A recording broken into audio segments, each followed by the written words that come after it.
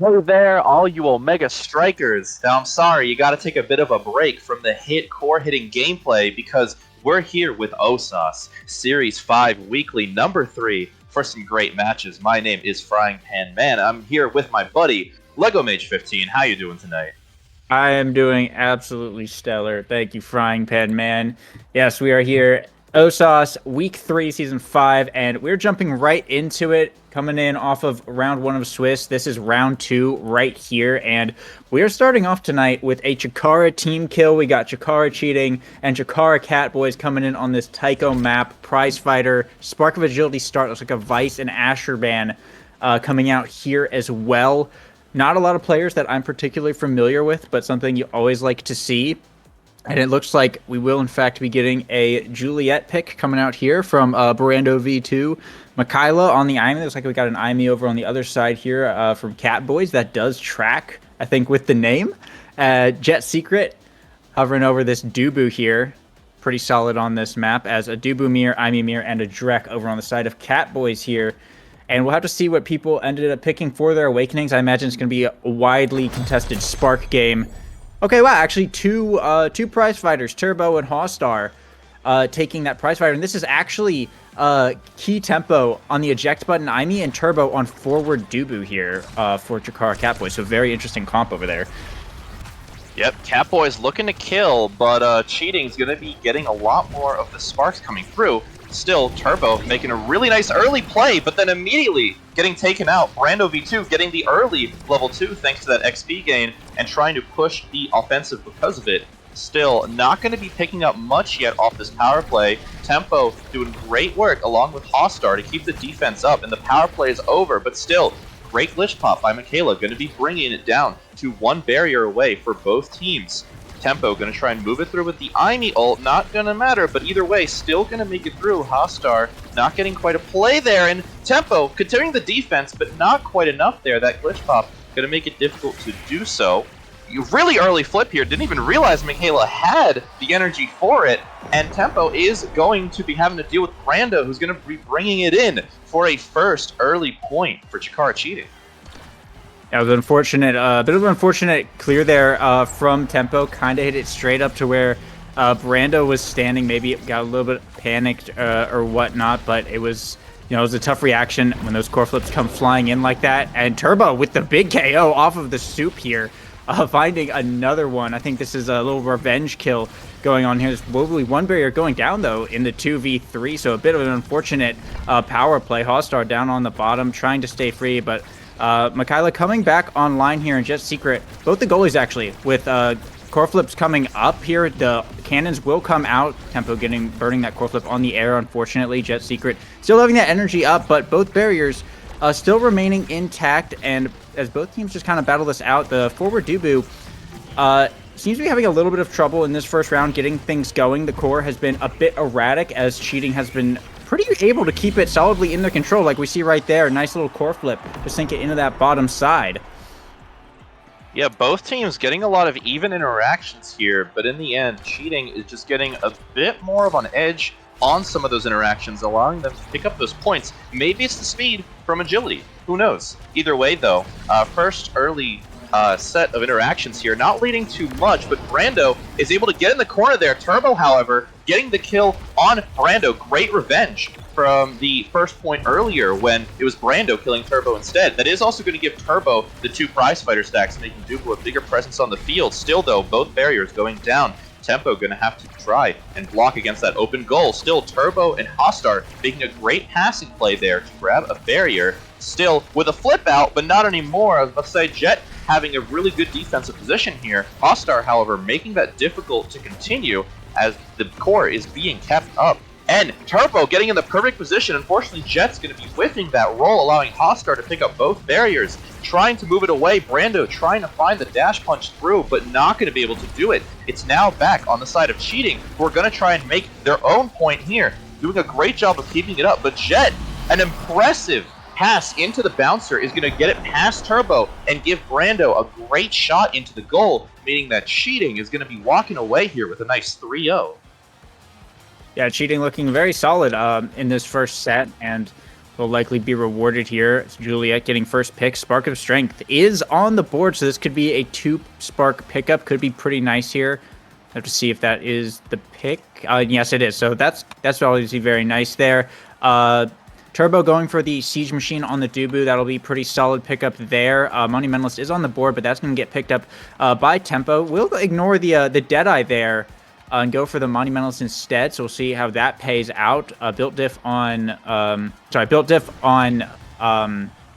Knife's Edge on Hostile, a bit more mobility, and Jet Secret going for that Unstoppable. So all around, not too bad of a draft here, but I think that 2 sparks on cheating is already looking very good, and with only 1 spark on the side of Catboys, the spark contest is looking very rough, obviously, and I don't know that the prize fighters have really been paying out. We'll have to see, but Turbo is taking a lot more damage than they've been dealing out, and there they go, flying off the map, unfortunately. No prize fighter stacks at all on that Dubu. So this may just end up being a bit of a Awakening diff game coming to the end of it. We'll have to see how it plays out. Yeah, continuing on though, Turbo is back. Not going to get much off the power play, and a great glitch pop there is going to give Tempo almost a full out. Not entirely though. Brando has been doing a lot of damage, but is now taking a lot of damage themselves. Turbo might be looking to pick up a kill later to get some prize fighter stacks back. Alright, using that flip, great job there. That is going to eliminate the IME secondary from getting that barrier, and Turbo and Hostar are making a great push out to try and grab the barrier themselves, but Jet is making some great defense here. Mikaela and Brando able to set up. That's going to get the second barrier down. Hostar trying to make a 1v1 there, but it's not going to work. Now has to deal with some flips here. Going to be coming out, but Turbo choosing correctly to move back, using that Dubu wall to deny the flip. Really good at doing that. Brando, however, getting an eerily similar chance at a great shot at the downward part of the goal there, similar to the last point of the previous set, and that is going to get a 1-0 in favor of Chikara Cheating. Yeah, Chikara Cheating have been playing this positioning pretty well. It's kind of just the standard, you got the goalie, the midfield, and the forward just kind of standing in this little triangle, and pretty much every time they manage to set that up, Brando has been able to get it into the side of the goal box that Tempo just isn't near at all. So they've been setting that up pretty well, and unfortunately Catboys just hasn't really found an answer for that. The IME goalie, a lot of mobility there, a lot of range, but when you have a Juliet up in your face like that and your cyber swipe is on cooldown, you can't actually cover, the entirety of the goal box, without any kind of abilities, and you can't really walk up and try and strike war because, well, you're IME, you don't really have any abilities to do that either.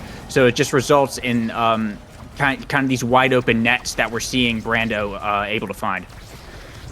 Still though, Catboy is going to get a chance here by setting up a power play, but not only has the power play been reversed, but Brando is going to be picking up a really fast goal there with the flip.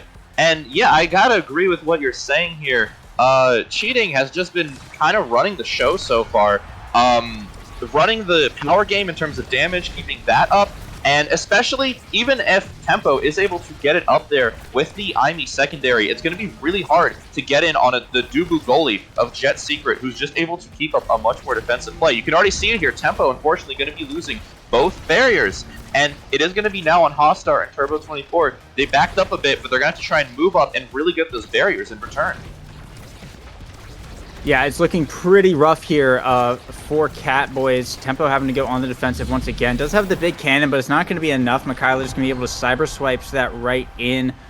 Yeah, unfortunately, the defensive game here from Catboys just isn't quite there like it is for Cheating. They aren't quite able to get the core off of their side, and when they are, they're having a difficult time really doing anything with it because Jet Secret is just kind of able to get it out of there pretty easily. Team player is on the board as well, and yeah, that's going to go right over to Jet Secret. So absolutely huge there for Chikara Cheating. That might just be the nail in the coffin. One spark is going to go over to the side of Tempo, who does have a spark of agility, so it's a nice little deny, but heavy impacts on the Julie is also very good. Chikara will pick up the aerials, which is a pretty solid pickup, and then just recovery drone and quick strikes actually finding his way all the way down to Turbo at the bottom. But yeah, Cheating coming off another draft very, very solidly and just already just laying waste to the barriers, taking a lot of damage there, but still in a pretty favorable position in terms of like how they're controlling the core right now. Still, though, gotta watch out. Brando's looking a little low on health yet again. Chikara Catboys definitely are seeing that they've got to start targeting them and really putting those prize fighter stacks to work. Still, though, almost getting both barriers there, but Jet Secret and Kyla doing great work here with the defense. Not quite enough, though. That's not going to be enough against the Drakkar shotgun. And on top of that, Turbo 24 coming in with a great strike war that is going to lead to the first point, putting Chikara Catboys on the board in this set. Yeah, nicely done there from Chikara Catboys. Energy is going to be coming up this round here as well, so potential power plays could be coming out. But when you're down 2 sets, 1 point, it's something. It's a start, but it's going to take a lot more to be able to do that. We see Tempo pushing up there with the Cyber Swipe, so we'll earn 1 barrier and get the core flip off of Michaela, but Brando is pushing up hard, going for the dash punch. Won't find it there as Hallstar looking to push through the midfield. The Soup's going to come out from Jet Secret, send it back around. Brando fighting in the 2v2 there. We'll be able to bring down that barrier as Turbo with the core flip. So does Tempo pushing up this board, but it's going to bounce off the bumper and gets it all the way around. Jet Secret pushing way up into the goal box. Core flip from Tempo. Hallstar will be able to strike war it through, but the barrier is still up as Jet Secret in this top side, trying to find a way to clear it out. Turbo pushing up, trying to provide some kind of support. It will slip out and back over to Brando. The Cat Cannon is up, but Brando brings out the flurries. Core flip from Jet Secret, who walked all the way up, is going to find his way through right into the top side of the goal. And I mean, that's just what I've been pointing out. They're just able to get it to the side of the goal that Tempo isn't on because the cooldowns just aren't there. They're having to spend so much stuff just defending and trying to get it off of their side that when that big push comes, there's just nothing to spend.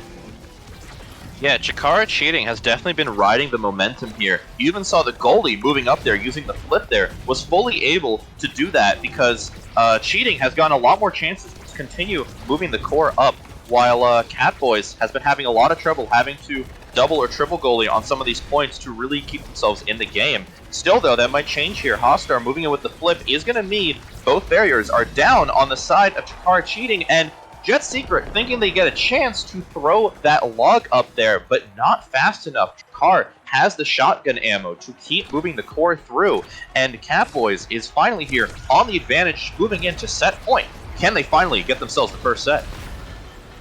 Yeah, it's a sudden nice turn of events here for Catboys being on this set point here. Hallstar does have that aerials. It's definitely been coming in very solid. This huge awakening on Drakkar, so that's kind of what they have to play around, is getting the core to Hallstar and just kind of letting them cook. Unfortunately, they're not necessarily always able to do that, and right there, Turbo going down to Brando's core flip is not particularly great. This could be a barrier going down here. Yeah, right there from Brando. Core flip has to come out from Tempo as well, just to hold it down for a bit.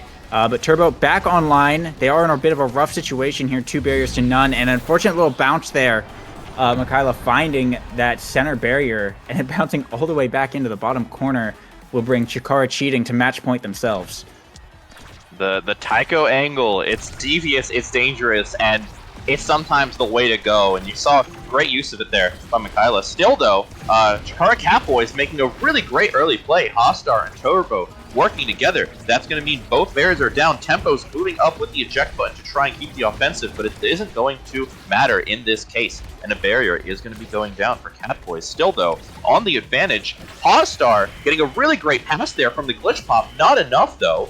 Brando trying to get in the corner there, but that unfortunate bounce is going to mean it's going back on the side of Chikara Cheating, who's now going to have to deal with all of this pressure, and it's not enough. The defense is going to falter, and it does mean Chikara Catboys is going to be picking up the first set, possibly going to try and get a reverse sweep here.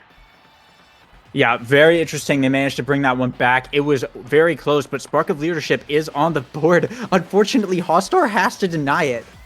There's not much of a choice. Well, I suppose there's only 1 spark on each of them, but okay, yeah, there it goes. Yeah, rapid fire on the Drakkar is going to be nice, but that will allow the leadership to fall to Michaela. Not the ideal one. Ideally, you want Brando to get that, but it's still a pretty solid pickup, and this will allow Spark of Focus to get on Jet Secret as well. Explosive entrance going over to Tempo, interestingly enough, not Timeless Creator. So we'll see how that turns out. It's building around the secondary rather than the old. Already has Manu, though, so a bit of an interesting pickup there. But Turbo with the spec training, showing it off right there with a big KO coming out. and overall an interesting draft, but still building around Hawstar, it seems, with that rapid fire, with that aerials. This is a very strong looking Drakkar right now. We'll just have to see if Catboys is able to do something about the spark power that Cheating is wielding right now. Yeah, all in all, though, really great advantage here. It's hard to say what really fully changed in the moment, but Catboy's just making it work. Still, though, going to be difficult. Turbo is looking a little low, and Brando is going to find a great chance to get in on top of killing Turbo. Now going to have to deal with both Michaela and Brando coming in, but the Julie Dash Punch, famously a difficult combo to handle, and famously showing its fangs there as Brando's going to pick up a first clean goal here for Chikara Cheating. Cheating still back on top, coming into this round with a bit of an energy advantage as well. Hawstar, though, able to use that shotgun to bring down the first barrier here as Tempo on the defense brings out the turret. Hawstar going for another barrier, but Jet Secret able to get it out with the log. This will allow Michaela to bring down one barrier as Brandon looking for more, bringing out the core flip, but it will get blocked by the Drakkar ultimate, and now Hawstar pushing up with the shotgun once again to take a lot of damage for it, but the barrier will still remain standing out. Brando with the dribble into the barrier, absolutely beautiful there. Now still pushing up from this bottom corner, Turbo having to bring out the soup on the defense, but Brandon and Michaela looking for this shot. Jet Secret has a core flip and pushing up to midfield as well. Cheating is looking to take this point right here. Turbo able to get it out, but Jet Secret sending it down to the bottom. Hawstar in the midfield, though, trying to send it back up. Jet Secret sending it back up to Brando, but Tempo with the Cyber Swipes able to get it out, and now Hawstar trying to dribble up the field. Michaela has a core flip up there, but it's going to get away and bounce around, and Brando's going to be the one to actually get the point there. Unfortunately, a little loss of control, I think, from Chikara Catboys is going to put Cheating on match point once again. Yeah, Tempo was really confident there that the Imi ult would keep the core away from that angle, but Brando just finding that angle before the Imi ult could be fully active means Tempo's going to be out of position to block it. Good flip there, but unfortunately against the Imi ult timing it a little off, that is going to lead to a barrier going down. And now Chikara Catboy still, though, great glitch pop. I was about to say on the disadvantage, but it does not matter. Going to 1-1 here. Great log there to keep the core up, but Turbo's got to be careful. That really low health. Hawstar not even needing the flip that accidentally ends up whiffing, as both barriers are going to be going down for Chikara Cheating. Turbo and Tempo making great use of abilities to try and keep the core moving up here, trying to find passes to Hawstar, but Michaela is just in the right position to deny those passes. And speaking of the right position, Brando perfectly in position to take out Turbo. The power play going to be really difficult. Not a lot of resources, and Brando and Michaela both almost have flipped. Still, though, Tempo doing a great job of keeping the core out of their hands while the power play ends. Wow, the team player finally making a big play there off the bouncer, going to get it fast to Brando, allowing Brando to set up beautifully with that Julie ult, and it does mean that the reverse sweep is no more. Chikara Cheating getting a nice 3-1 win here. Nice decisive win there from Chikara Cheating. They just had kind of everything going in their favor. They had the drafts. Sorry, my bad. The drafts, the passes, the pass clearing, and really, like, I want to say that this was honestly a pretty big, just kind of defensive difference going on here. Cheating's midfield and kind of goalie presence that they had was just a lot more prominent than what Catboys was able, unfortunately, to accomplish. Maybe it was the Imi pick, maybe it was just some unfortunate drafting decisions there. But they were Cheating was just always able to take advantage of that open goal net and just kind of find the position. Like right there, we see in the replay, Tempo just, standing up, blocking one half of the goal net, and Cheating able to just go for the other side because, there's no resources left to kind of block that angle. There's no one up there to cover it, and Cheating's just able to find those and secure those points like that. So overall, very solid performance there from Cheating. Catboys did bring it back. They did play well themselves, but it's at the end of the day, this is Omega Strikers, and it's all those little things that come together to define the difference between a win and a loss. I definitely agree with you there. I think another big part of it is just Brando was always in a really good position. We talked earlier about the goalie midfield forward triangle, and it really reared its head there because once Michaela was just able to keep getting that core to Brando, they were able to get in there together and set up really quickly. We saw that a bit from Hawstar and Turbo, but it just wasn't as consistent, which meant their forward offensive pressure couldn't get started as easily. And part of that might just be because Juliet can be such an overwhelming force, but either way, Chikara cheating was just able to do a lot more with it all in all. And I gotta say, both teams did great, but yeah, Chikara cheating running away with this game, to say the least. Yeah, it wasn't exactly the greatest draft start either. Getting the spark and the prize fighter as well, especially if it looks like what was it? The other team, Catboys, looked like they really wanted to run that forward Dubu, which it can definitely be a thing on Tycho. Like it having that defensive goalie type character in the midfield like Atlas or Dubu, it definitely can work. But on a prize fighter spark start, it's it's kind of one of those things where it's like you pick prize fighter, but is that actually going to matter? Or would the spark have been better? Like it kind of makes you wonder, maybe if they had ended up taking the spark of leadership that ended up being that draft, maybe if they had gotten that first spark of power that showed up, could things have possibly gone different? But yeah, I mean, at the end of the day, I think positioning was really the biggest kind of factor, and cheating just kind of showed their superiority in that regard. Yeah, prize fighter can definitely be really strong, but especially when you're faced against a Juliet who knows how to kill, it's really difficult to actually start snowballing that into really big pressure. We did see Catboys tried a bit. Turbo got some decent kills there, as well as Hostar, but it just wasn't enough. In the end, Chikara Cheaters was just able to keep getting those kills and keep pushing those power plays. And being able to do that more is just sometimes all you really need in an Omega Strike.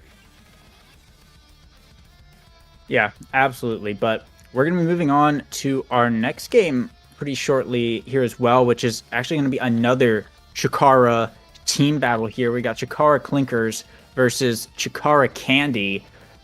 Both veteran teams, been around a bit. Candy is a newly formed team, but it's made of players who have definitely been in OSOS for more than one season, and Clinkers as well.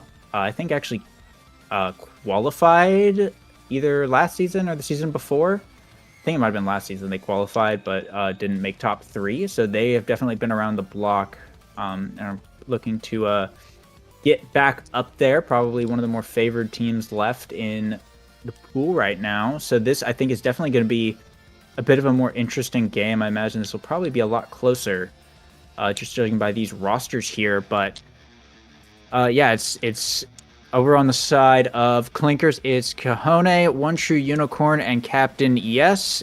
And on the side of Chikara Candy, we got Kurohiro, Dairoth, and Moruru coming out today. So I think this is definitely going to be a pretty good one. Yeah, definitely. It's been a minute, so I'm going to have to end up reminding myself on how these players play, but I've casted over some of their matches before, so I'm very excited to see how they perform going into this. I also think it's going to be quite a bit closer, but either way, I think both teams can really perform, and I hope to see that moving into this. And it looks like a map has been decided here as well. Looks like we're going to be going back to Night Market, the classic kind of OSOS map here. We see it all the time, so not really surprised if we're going to be seeing it again. The Tycho pick was a nice little breather, but I wouldn't be surprised if it's Night Market at Labs the rest of the night. But yeah, we'll be jumping into this in just a second as soon as everyone is ready to up. But yeah, I'm curious to see how this ends up going. Curious to see how the picks and bans end up going as well, because I believe it is Dairoth who has the killer Juno that is like permabanned. So I wonder if that we will in fact see that once again, or if Clinkers is going to go for something else. I'm not entirely sure what Kurohiro actually plays. So maybe they think that banning the goalie could be the play, but I do know that Dairoth's Juno is like very, very scary. Yeah, I was also very happy that we got to watch some Tycho Temple gameplay, but now we're going to the map Night Market, the very conventional map pick some great maps out there, y'all. I want to see some Gates of Obscura later. I was talking about this earlier. One of y'all got to bring in some Gates, because I'm just saying the rework was pretty good. But either way here, we are going to be loading into some Night Market. I also do sort of expect the Juno ban to come out, but hey, maybe Kurohiro's made enough of an impression that that won't happen. Well, we'll find out in just a moment here as we're in this pre-pick phase. I wouldn't be surprised if we see that Arrow Mako X as well on one of these teams. It tends to be the flavor for this map for sure. It looks like it's Clinkers. It's going to be a Luna ban, actually. I wouldn't be surprised if that's against Kurohiro, but like I said, I don't really know. Asher ban coming out from Candy. It is a Timeless Creator built different start here, so afraid of that Luna for sure. I wonder if that means Kurohiro is a Luna main. I'm not sure. We'll have to find out later. But One True Unicorn on the Juliet here. Kahone looking for that Era pick. Looks like that will go through. Kai coming out from Candy, probably on Kurohiro. There's the Juno from Dairoth. It's Captain Yes looking for that Kai midfield as well. Well, actually, it's Kai goalie on the other side. But then there's the Juliet from Moruru. Taking a look at what everyone picked here. Yeah, built diff for everyone except for Dairoth and Kahone. And that's actually, yeah, that's Kahone on the Era goalie with Strike Shot. So kind of interesting team over on the side of Clinkers. I'm curious to see how this ends up turning out. But yeah, Dairoth with the Timeless Creator on the Juno here is going to be pretty solid. Of course, as I say that, One True Unicorn immediately picks up the KO onto them. It just starts out the power play, getting a double barrier off of it as well. Clinkers starting off very strong. All they need now is the point to secure it. But yeah, they did let Dairoth have the Juno, so we'll have to see if that ends up being a huge factor or not. Yeah, I do gotta wonder how good is the Era goalie pick. It's not something you see very commonly, but so far it's definitely been working. Kurohiro gonna have to really bring it up here as the defense against One True Unicorn and Captain Yes is just gonna be really tough here, really making it work on Night Market. And on top of that, Kahone already has Flip. The energy gained by these players is insane. Everyone already has energy, and the barrier is already down. One True Unicorn and Captain Yes making some great early plays, but Mororu trying to move it through, going to be dodging that Era Tornado. Great timing there. Still though, Kurohiro going to find great defense here, getting that clear out. Dairoth now having to try and move it through, but not able to fully do so. But finally, finding that opening as it goes back. Still though, going to have to 1v1 Juliet, getting a great down clear though. Barrage is coming out. We're just a bit out here in the open. No one's really made a big play, but as I say that, One True Unicorn, great dash in there, not even needing the punch to move it through, picking up both barriers, is going to lose the flip, and Kurohiro is going to try and move it through with that Kai eject button. Dairoth, Mororu getting a barrier, going to try and make it too with the flip. Great punch there. It's just a little too big, and Kahone is going to be taken out. But more importantly, someone else been taken out. Everyone's been taken out. There are no people left on the board as One True Unicorn easily gets it through. And that means that Jakar Clinker is going to pick up a nice and simple 2 points here in the first set. Yeah, this is pretty incredible to see here because Jakar Candy, Dairoth and Maru, kind of known for that super oppressive offense. You know, often see a lot of KOs, a lot of just sheer aggression coming out from their little combo. But Clinkers right now is kind of showing them up. Like we saw right there, the big double KO into the point, and look at this. They're just keeping it up in this goal box here. They're having to commit, Char Candy's having to commit so much to just try and clear it out here. And Maruru looking for this bottom side, but Kahone just holding it down on this Era, just against the Juliet and getting it up to this One True Unicorn, able to sink it right in. Clinkers is looking so solid right now going into this draft. Yeah, Kurohiro trying to use that barrage there was great timing, but unfortunately, throwing it all into One True Unicorn does mean that it's not hitting the core. All in all, though, we're moving into drafts and a couple of really strong picks. I'm looking to see, if Kurohiro is going to be grabbing team player here, considering they're the goalie. No, they're looking to Spark. Sparks have been pretty strong, I believe, even after the recent Spark of Leadership nerfs, as well as some nerfs to other Sparks. However, it does mean that Mororu is going to be picking up team player, possibly going to be seeing some great passing plays. Additionally, though, we're also going to be seeing Kahone getting glass cannon there. We already saw the Air Tornado make some big plays, and we might be seeing a lot more of that moving into the set. Yeah, that draft didn't entirely go how I anticipated it would, but overall, it did look very good for the side of Clinkers. I mean, already coming out with a 9-second goal there, but yeah, they got the glass cannon on the goalie, they got fight or flight on the Kai, and they got 1-2 punch on their Juliet. That is very, very solid, whereas Candy came off with 1 spark for two people and team player on their forward Juliet. Which was kind of forced as a deny against Clinkers there. So Clinkers played that draft very, very well. Kind of got everything that they wanted. And it's kind of showing, I mean, from that first round. And it looks like it could be showing in this round as well as they're pushing up the board here. You guys still got to watch out. You mentioned before that usually Dairoth and Mororu are moving that offensive pressure. And Captain Yez is looking a little low on health. That might come into play later, but it won't matter. Dairoth has the slimes everywhere. They are all around, and that means that it is going to lead to a nice point here. We're moving 1-1, and both teams are on the board. Keeping it up, though. Excited to see what they're going to move into kickoff. And speaking of that, True Unicorn easily getting that great kill, and Captain Yes moving it through to pick up both barriers. Chikara Clinkers just moving between a more balanced playstyle and immediately pushing that offensive pressure. Kahone using that Air Tornado to open up a path, parting the team, and that means Chikara Clinkers is going to get a nice 17-second point here. The Nados from Kahone have been on point this match. I think they've gotten at least 1 KO. It might have been 2, and I mean that one right there was just absolutely beautiful. It just parted the sea and allowed 1 True Unicorn to just sink it right in. And already both barriers going down here as Captain Yes in this midfield looking to continue the onslaught, getting it back up to 1 True Unicorn. Kurohiro will win the strike war with a NATO coming out once again. It's just going to allow Captain Yes to push it up in. Kurohiro burning the core flip here, but Kahone with the strike shot, keeping it held down, and still has a core flip of their own up, burning it here, gets it past Maru, sends it to the top, and able to get it over to Captain Yes, gets it past Dairoth, dribbling it on the bottom side, just sinks it right in. Clinkers is playing just absolutely stellar right now. They are so coordinated and on top of it, and just looking so solid. And 1 True Unicorn, the MVP. Oh my goodness! And look at that. Sparks are dead here. Heavy impacts on the board. Demo is on the board. Extra special is on the board. There's just so much cool stuff right now. Yeah, I'm looking to see here. Yep, heavy impact here for 1 True Unicorn. Gonna really be keeping up that offensive pressure. Dairoth, though, looking to share the cooldown rate with everyone. Additionally, we've been really talking up that Air Tornado. Kahone going to be picking up nice edge, continuing the trend of the Air Tornado really being a problem. I have to say, though,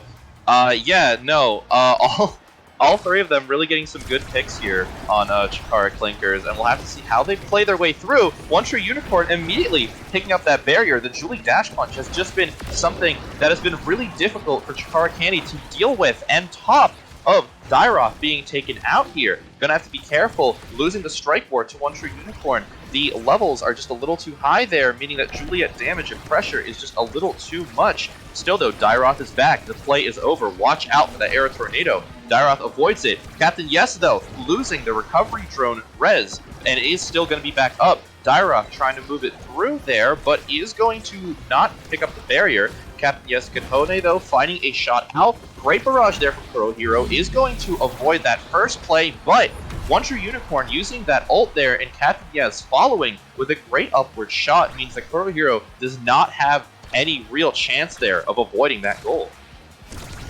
Yeah, Clinkers was not even afraid of the Dairoth Juno whatsoever. They banned that Luna, and it is just clearly working very solidly. Maruru will pick up a KO here, but I don't think it's going to end up being enough. They have to make a full reverse sweep, and I mean, the level gap is already kind of saying it all. It's level 4 to like level 6, basically, for each side. They have earned a barrier here, but Kahone just pushing it back down the field with that nade. I was just going to Captain Yes to pick up a barrier of his own there. Maruru finds another KO there. Now core flipping, looking for this barrier, but a core flip from Kahone is going to send it all the way back around to buy more time for this midfielder to come back online here. One True Unicorn stalling out in the middle, going to send it down to this bottom side as Captain Yes back online, pushing into the corner hard. Core flip from Kahone is going to get blocked, but Maruru able to get it through regardless. Sorry, my bad, that was Kurihiro, not Kahone. Kahone sending it back in now. Dairoth with the slimes. Can't quite find the barrier, though, but Maruru in the top side, dribbling into flurries, looking for it, but Clinker's able to clear that one out as we go into overtime. Kahone sending it down to the bottom, trying to get it over to Unicorn. Kurihiro able to clear it out back to the forward. Tornado comes out, and Unicorn with the punch will be able to secure the barrier. Looking for the goal now, but a strike for Kurihiro is going to clear it out for now, but not going to be enough. Captain Yes sends it back in, and True Unicorn will win it on that one, bringing Clinkers to match point. I was surprised that True Unicorn actually reached that core there. It looked way out of the strike box, but either way, yet Chikara Clinkers will be picking up that second point. The reverse sweep is looking further and further away, but Mororu, Dairoth, Kurihiro not giving up, keeping up that pressure. Great series of slimes is going to win the strike war, allowing Candy to pick up a barrier, but not in the right position there. Kahone, again, making great use of the Aero Tornado. It's been really good to stuff the core out, as well as just keep up that pressure on the defense, and that is going to lead to Mororu being taken out. The power play moving it up, but Dairoth and Kurihiro making great defensive plays, allowing Mororu to come back, and a nice series of bounces is going to lead to the barrier going down, just completely Julie ulting through that Aero Tornado, almost hitting the core, but not quite enough. Captain Yes, Kahone getting a chance to go back out. Still, though, Dairoth trying to find a way through. Captain Yes just doing some really great midfielding here, stopping any plays from really being made. Kurihiro going for the Giga, but is going to burn a lot of cooldowns here, including flips. Still, though, Mororu getting a chance to move up here, but Kahone, great use of the flip there to avoid the Juliet Dash Punch combo. The barrage coming out, but it's not enough. One True Unicorn completely forcing it through, getting those hits in, getting the right timing, and that is going to give a pretty decisive win here to Chikara Clinkers. Great game there from Chikara Clinkers. I would be surprised if they don't end up qualifying or at least getting very, very close to it tonight. That was some pretty stellar play coming off of True Unicorn, Kahone, and Captain Yes right there. Only 1 point scored from the side of Candy. It was almost a perfect 9-0, except for that one goal that Dairoth got as well. So, yeah, Chikara Clinkers just looking so solid. I mean, they made that Era goalie work so well. Kahone had so many good defensive and offensive tornadoes as well. I mean, we saw them use it just to, like, force the players of Candy out of position to allow the forwards a path through to get a barrier, to get a goal. I saw multiple times where the NATO either shut down one of Moruru's dash punches or a core flip coming from the other side. It would just touch it and just totally lose all the speed. So we were kind of questioning it at the beginning. They let the Juno through. They picked Era goalie, which it is a thing. It's just not a very common thing. But they made it work so well, and it was just an absolute pleasure to watch that. So I'm definitely interested to see more of them moving further in this tournament. Yeah, it's funny. We said before that we expected this one to be a bit more even, but Chikara Clinkers just kind of ran with it. And I won't lie, watching some of those plays by Kahone kind of make me, as a goalie player, want to try running Era Strike Shot. There was some really great uses there of Era Tornado to either open up paths for the other two forwards on the team, or to just push the offense back and completely remove it out there. But it was really just a big team effort. One True Unicorn, with that really big offensive pressure, was really consistent in either picking up kills or just moving it through, getting those barriers. And Captain Yes, the midfielding there was really impeccable. Just felt like they were always in a really good position there, keeping Dairoth from being able to pass it to Mororu in some of those high tense moments, and also just getting it to One True Unicorn really worked there.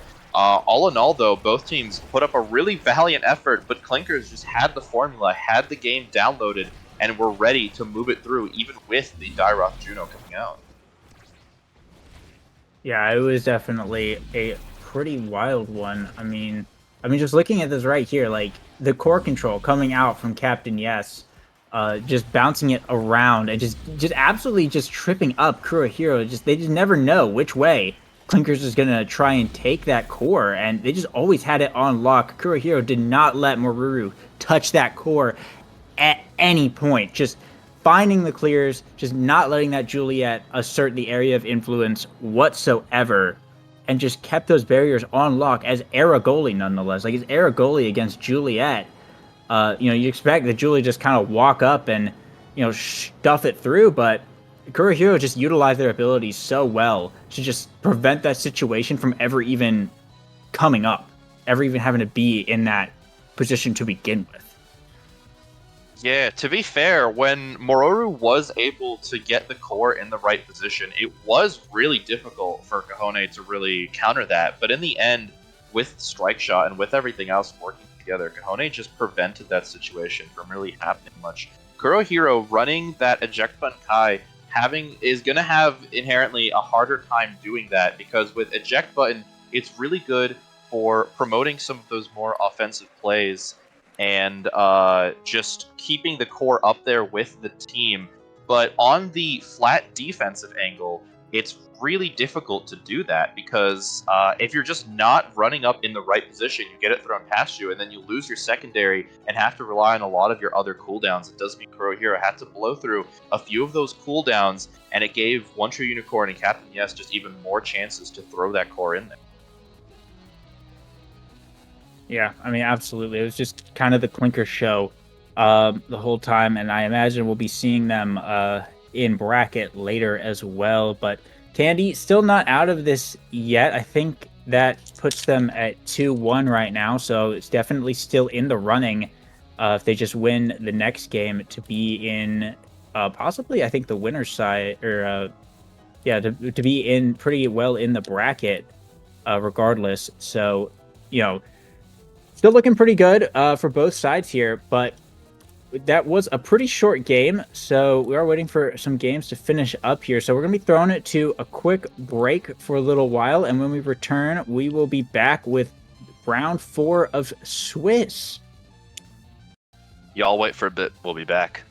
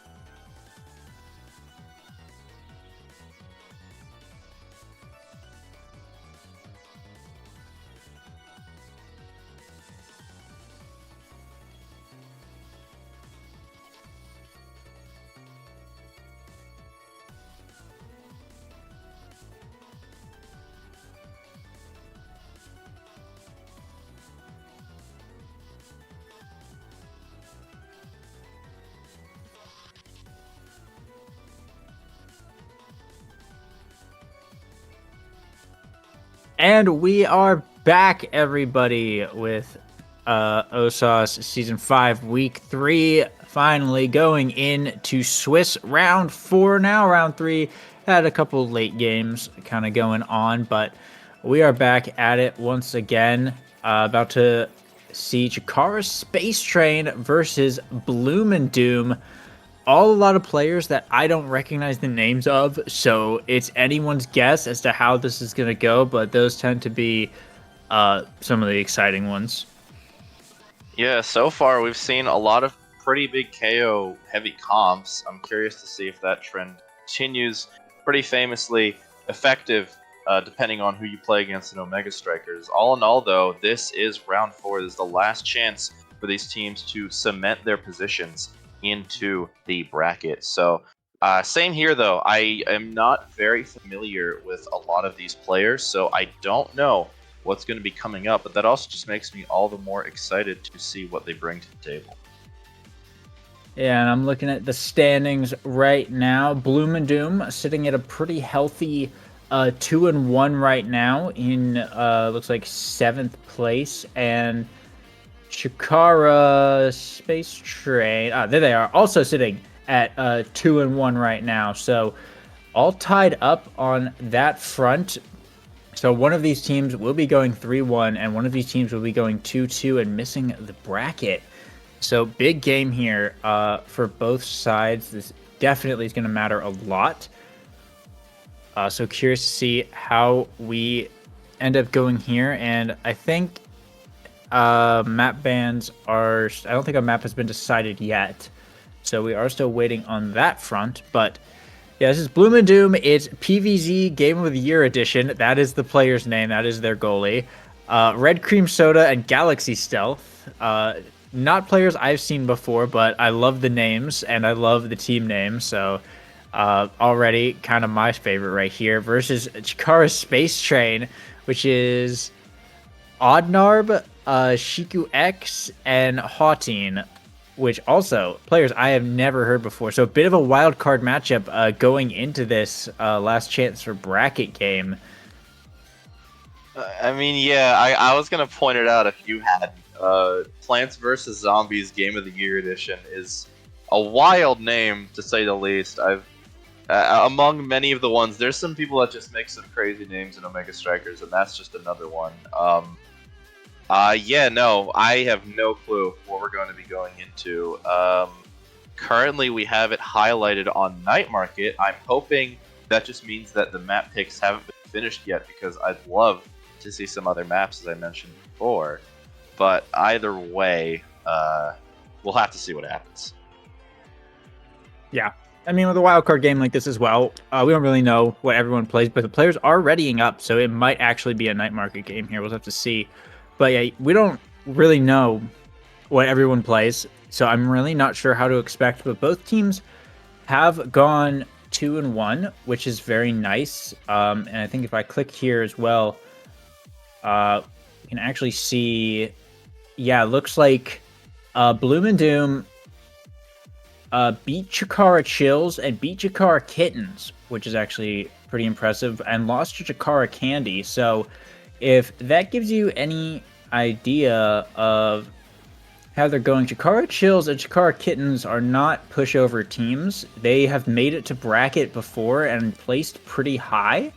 So Bloom and Doom knocking both of them out during the Swiss is definitely very solid to see. But it looks like the map is actually going to be Clarion Test Chamber, a very unique pick, not something we get to see very often at all. So I'm excited for this one.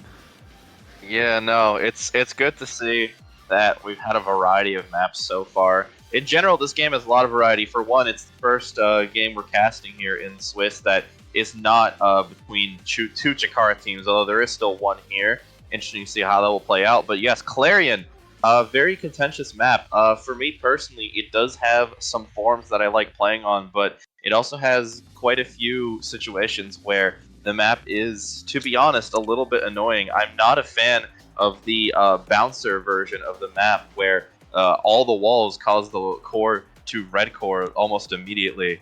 But either way, we're moving in here. Some interesting picks highlighted. We're possibly Zen, Finny, Aimi coming out, but they are going to be banning the Juliet. I am, to be fair, I am happy to see that. We have been seeing a lot of Juliet offensive pressure from the game so far, and as strong as that is, I'm wanting to see a lot more variety moving in here, and that's the name of the game here, variety on both sides. Yeah, and it looks like this is going to be a Bite Breakers lore team coming out from Takara's space train. Oh, actually, Shiku switching over to the Rasmus, possibly, maybe. Nope, it will be Bite Breakers. We got the Finny, Aimi, Zen. So very cool here. It is a spark of resilience and hotshot start. The Juno on Bloom and Doom definitely going to be pretty solid over there. That Juno, Dubu, Rasmus. Hotshot Juno on Red Cream Soda. PVZ starting with the Spark on the Dubu goalie. Very nice. And Galaxy Stealth with the Vambrace actually pick up on the Rasmus and Hotshot. And then everyone on Space Train just going straight Spark. So we'll have to see how this ends up playing out here and how this Spark contention ends up playing out. Yeah, it's pretty funny. So far, we saw this in one of the previous games too, where one team completely went into really forcing the Spark scaling, and the other team made sure to keep one person on Sparks, but still keep, in this case, Hotshot open. So far, though, it looks like, in general, Bloom and Doom is running the show so far. Both barriers down on the side of Shikara Space Train, while no barriers are down yet. PVZ Game of the Year Edition really showing how to defend. On top of that, Galaxy Stealth is going to be picking up a clean goal there with that Rasmus primary. Yeah, and Bloom and Doom making pretty solid offensive pressure. That being said, Space Train put up a very solid defense. There are a lot of options I think Galaxy Stealth could have taken there to try and push it in, but Oddnarb and Shiku X were really holding it down with some of those winning interactions. Both energy coming up now for both sides. It is a bit of an advantage on the side of Space Train on that department, but still some core flips going to be coming out, some power plays going to be happening. Cream Soda taking a lot of damage, Haunting looking for this KO potentially. Unfortunately, clear from PVZ is going to kind of hit their own barrier there, but still holding down the second barrier, keeping it in this bottom side. Haunting with a core flip is pushing pretty hard. Nice little strike to clear it out there. Oddnarb as well now on the top side, having to play a little bit of defense for themselves here as Red Cream Soda pushing down. Going to jump away from the core though. Haunting going to push up hard. Game of the Year. Clearing it down with the core flip can also get Haunting's core flip out of that. Now core flip coming out from Shiku X earns Red Cream Soda's core flip, but he's going to pay with their life, and the barrier will still be up as PVZ trying to push it down. Haunting with the Zen ult, just trying to hold it down in this 2v3 for now, but Cream Soda passing up to the Rasmus will earn the barrier and the core flip off of Oddnarb with an open goal going into overtime. This Hotshot Juno could be pretty big. Game of the Year edition holding it down with the soup on this bottom side. It is going to allow Galaxy Stealth to find the hook and sink it right in as Bloom and Doom bring themselves a set point.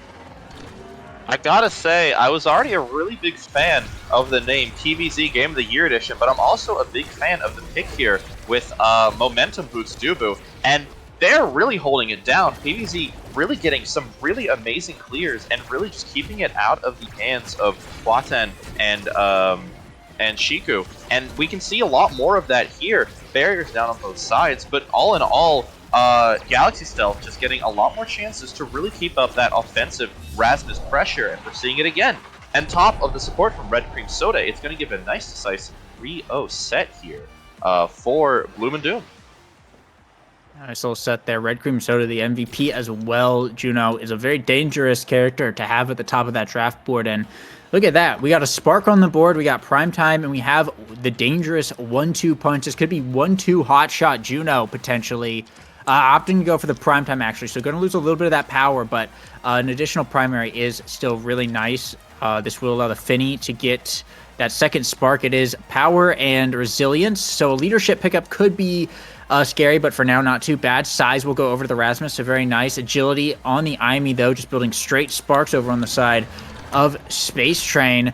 Haunting actually able to pick up explosive entrance, which is very nice on Zentara, one of his best awakenings, and Glass Cannon on PVZ is pretty solid as well, but a KO to start it off. This Aimi just getting knocked off the board by that pendulum swing, and both barriers going down here as Bloom and Doom look to keep it going. Red Cream Soda is able to receive the pass and sink it right in.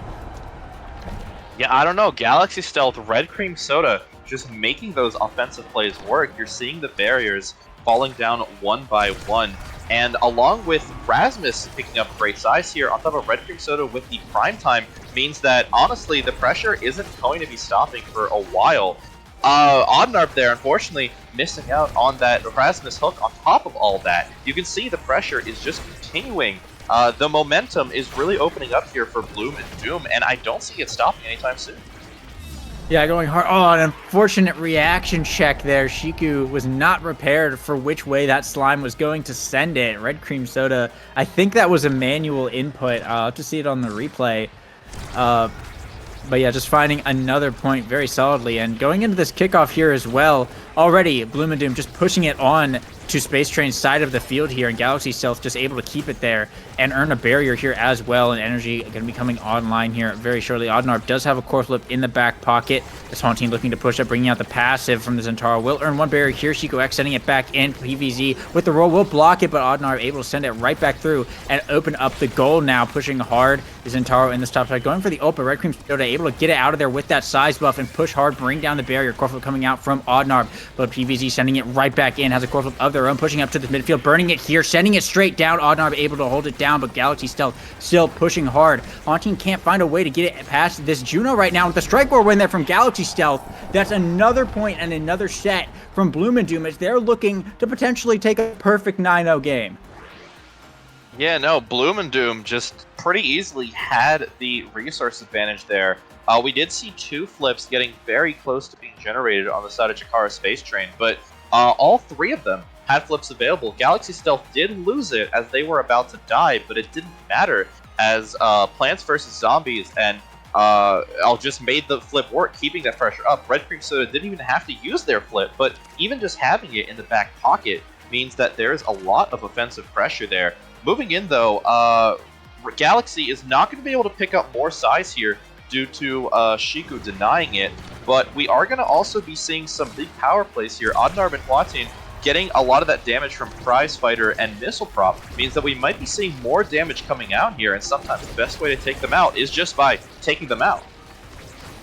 Yeah, Space Train is running kind of the Giga kill comp here. Unfortunately, they haven't been able to utilize it too well. They just haven't had the opportunities with how hard Bloom and Doom's been pushing constantly. They may have an opening here, though, with both barriers down and an open net. They finally have a bit of advantage, but Bloom and Doom pushing back hard. There we go, though. Haunting able to whittle down that Rasmus and find the kill here, bringing out the power play potentially. PVZ going to have to hold it down. Red Cream Soda as well, pushing back, but a roll from PVZ will hold it down. Shiko X, though, finds the KO onto the Juno, and there's just not enough that one Dubu can do in a 1v3 situation like that, especially when the Cat Cannon comes out. So Chikara Space Train will find a point and stop the perfect game. And going into the set, they will have an energy advantage as well, but Bloom and Doom still looking to be in a very solid spot. Yeah, I won't lie, I really called it there. Chikara Space Train really trying to just push the offensive pressure now. They can't make plays if they're dead, and that is very true. That is also going to lead to a really big resource advantage moving into this point here, as all members of Chikara Space Train have flips. On the flip side, only Plants vs. Zombies Game of the Year Edition has a flip coming up and might have to burn it soon against a lot of this pressure, trying to avoid doing so, but is going to be in a bit of a bad situation as I'm saying this here. Huatin picking up a very clean goal here, and it looks like the momentum switched back over to Chikara Space Train. Yeah, suddenly Space Train seems to have found their footing a bit. Haunting now on max Prize Fighter stacks, and of course that explosive entrance Zentaro definitely going to be hitting pretty hard. As you see right there, Red Cream Soda's health bar just absolutely melting. PVZ unable to find a clear through the Cat Cannon. Both barriers are going to go down as Shiku pushing hard into this bottom side. The card from Oddnarp sending it right back in here as well. Red Cream Soda finding the pass up to Galaxy Stealth, going for the barrier, but Oddnarp with the core flip sends it right back in to the forwards. Now Haunting in the midfield, trying to get it back through, but Red Cream Soda trying to keep it off their side of the field here. Shiko X just having to dribble against the stupid walls. Galaxy Stealth health bar is just getting whittled away by this Zentaro. Pushing hard in the midfield, though. Galaxy Stealth is able to bring down that second barrier and open up Chikara in return. PVZ pushing up to the midfield, finding a pass down to Red Cream Soda, but Haunting cutting it off to Galaxy Stealth and trying to send it back up. A slime, though, in the goal box is going to mess up all of Chikara Space Train's plans, and it's going to find a shot right into the top and put Bloom and Doom back on the board this set.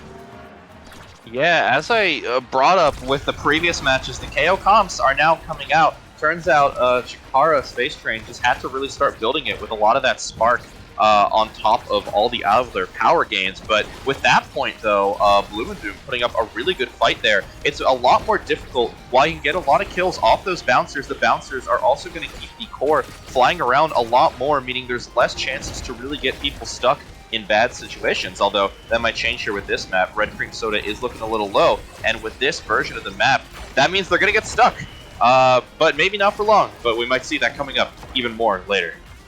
Yeah, with the map now applying additional damage, Bloom and Doom will have to be mindful of those stagger bars, but with the core control they've been showing, it might not end up mattering, and PVZ does have a core flip in the back pocket in case things get dicey. In this top corner here, core flip coming out from Hauntine. It will get stalled out, though, tries to send it into the Cat Cannon, but Cat Cannon is going to time out PVZ on this bottom corner. He's going to lose the barrier and going to burn the core flip anyway, getting it back up to Galaxy Stealth. Core flip coming out from Audnar. Core flip from Galaxy Stealth as well.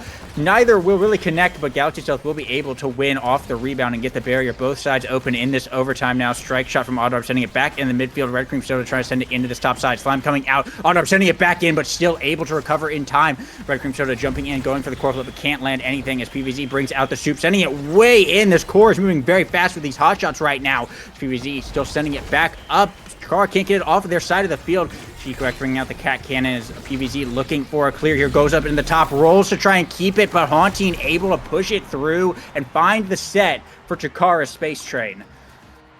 Yeah, PVZ initially, really great patience there, waiting out the abilities from both Aimee and Zen, but then getting stuck in a bit of a strike war scenario there, trying to get through to Galaxy Stealth, but not able to against the Zen primary. And yep, the prize fighter stacks are maxed out. The power is just a little too much, and we're seeing Spark of Leadership here. It has to be denied. Otherwise, if Adnarb or Shiku had got a hold of it, the momentum would have snowballed even further in the favor of the Chikara team. But still, though, Chikara is not slacking. They're going to get some good picks, though. Adnarb getting among Titans, going to give Hauntine and Shiku way bigger hitboxes. And also, Shiku being the Aimee who now has extra special means a lot more ability to just set up some really powerful goals. Yeah, it's just suddenly looking very dangerous here for Bloom and Doom coming off of that draft. Chikara kind of got away with a lot of really good awakenings there. Red Cream Soda's health bar not looking so good, but Galaxy Stealth will be able to pick up a double barrier here. PVZ just trying to hold down this last barrier and get it off of their side of the field, but Hauntine in this top side. Galaxy Stealth with the hook, though, able to clear it out, and with a rebound dribble there off the bumper, it's going to find the pendulum swing on the point. Little bit of Rasmus business going on from Bloom and Doom as they're going to put themselves first on the board here. They need 2 more of those to take the game. Yeah, that's what makes a really good Rasmus player. The ability and timing to know when to really make those hooks useful. And Galaxy Stealth showed that off there earlier with the clear. But in the case of this point, the extra special coming out from Shiku means that the Aimee cannon is already there. PVZ going to have a really hard time to clear it against that.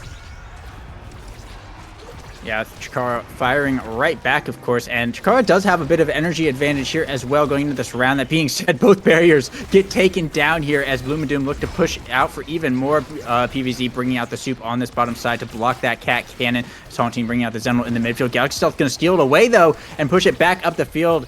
Hauntine cutting the pass in this midfield, though, as they're looking to reignite this offensive push. Corflip coming out from Audnar sends it straight down the field. PVZ dribbling it around, but Chikara able to clear it out, and Shiku going down once again to that pendulum swing on that little side. So it's going to be a bit of a power play here as Audnar struggling to defend. There's only so much one little Finny can do against a Juno and a Rasmus. Bloom and Doom going to take the point and bring themselves to a match point here. Yeah, Bloom and Doom bringing it back in their favor, just finding those really great core control moments as well as those loose kills here and there to bring the power plays in their favor instead. I really got to give it up. Red Cream Soda doing so much work with the Juno and the Slimes there, even almost picking up both barriers in this case, but not going to be enough. Still got to be careful. Hauntine looking a little low here, low enough to be taken out right there. The point is continuing so fast. I'm trying to find a chance to get away, but it's just too fast even for me. PVZ moving up at the perfect time with the log to bring that goal, and Adnar's going to have a really difficult time getting it away. That means Bloom and Doom going to be winning with a 3-1. Yeah, unfortunately, there, Oddnob couldn't find the vertical clear. It happened too fast. That log just appeared out of nowhere. No one expects a Dubu goalie log to just show up in their own goal box like that. But pretty interesting game. Like, Bloom and Doom seemed to have it like it seemed like decisively in that first part, but then Chikara just looking like they were coming back for a bit. But then Bloom and Doom, of course, reasserted their dominance and said, "Hey, we're continuing. We're going to just take this game because that's what we want." And interesting stat screen: Red Cream Soda showing zeros across the board. Little visual bug there, I guess.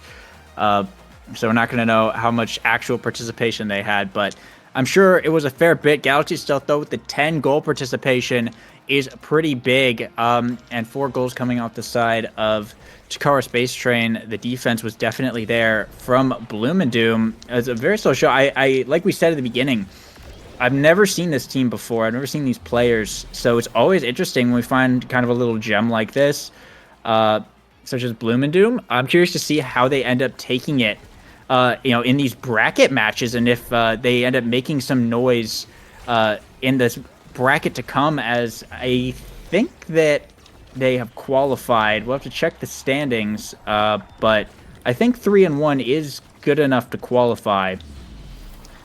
But like I said, we'll check in a moment. But yeah, good game regardless from both sides.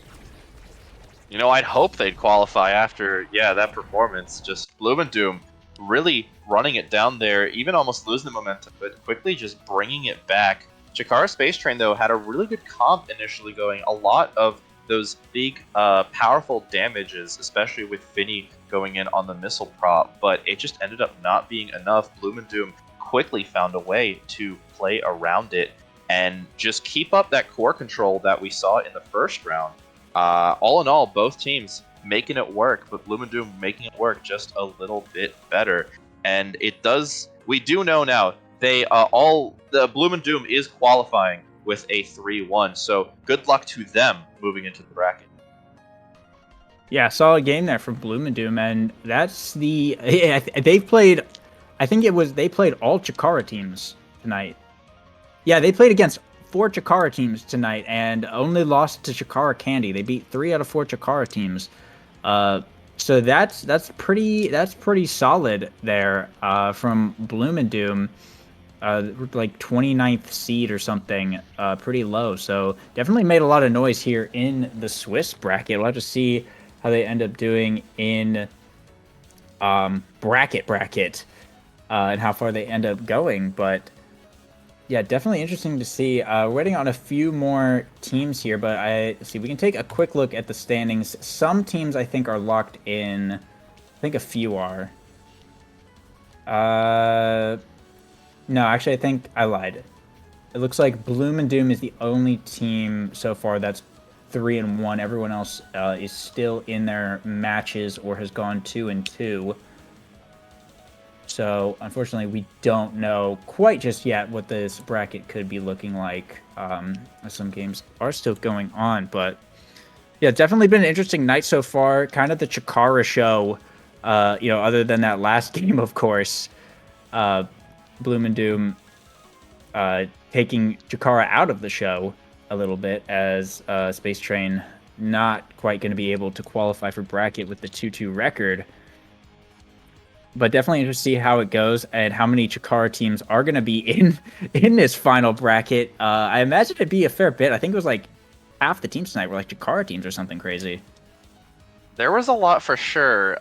If we are looking at the records moving in and 3-1 teams are making it, some other teams that I believe will be most likely making it are going to be Spark of Friendship, Chikara Money, Guest Star question mark. All look like they're 3-0 currently, if I'm reading this correctly. At least I hope I am. So either way, if they win or lose these upcoming matches, they will be making it into bracket. Yeah, we'll have to see how it ends up playing out. With a lot of these matches still going on, it's hard to tell a lot of times, especially when a team is 2 wins. It's definitely a bit of a 50-50, whether they win or lose. but I'm interested to see how it goes because there are still some neat teams left in the roster. Guest Star is 3-0, and in their game, they were here last week. Life or they put on free ball. Here's the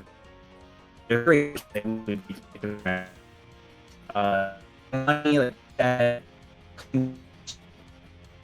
likely will make it to bracket. I think they're still in their game, but I think they most likely make it to bracket. Spark of Friendship. Looks like Blubbery Whale as well. Could be making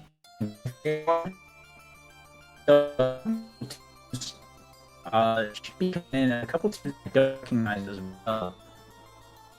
I think is either new or not. They're not a team that I recognize. I don't recognize a lot of these teams either, although I don't know if it was just my end, but it looked like you were having some connection problems because all I heard was, all the vowels A, E, I, O, and U. I'm hoping that was just my end, but I definitely wanted to listen out to what you had to say, but it was very difficult. Nah, I was just going through and saying what teams probably made it. Gotcha. Yeah, because Guest Star was there last week, and it looks like they're gonna be here this week as well. And I think they're the only team from last week that was in bracket, other than maybe Blubbery Whale. Oh, but it looks like actually Chikara Beasts just finished. They're 3-1. So Chikara team will be making it up here. There's like a couple of clinkers, like we said. And Chikara Candy went 2-2. That's unfortunate. So they're not going to be making it most likely. Chikara Space Train, Cat Boys, and Team 13, all unfortunately just falling short this week. Chikara Kittens, though, is going to be beating out Never Punished here, and is going to be getting a 3-1, so they are making the bracket. Yeah, Chikara Kittens, they've been around a good bit, I think. They were here last season as well. Fox and Socks and Friends. So definitely interested to see how this bracket ends up turning out. There's a couple here. Spark of Friendship, Bloom and Doom, Guest Star, Chikara Money are kind of teams I'm interested to see how they go. I know I recognize a couple of the players on Chikara Money that were here last week. I remember I recognize a couple of these teams here. Guest Star, I know, was here. We saw them a couple of times last week. And and Spark of Friendship, I've never seen before. And of course, Doom and Bloom, who we just saw, I've never seen before either. But they, they just did really well. So this is looking like it's going to be a very interesting bracket at the end of it.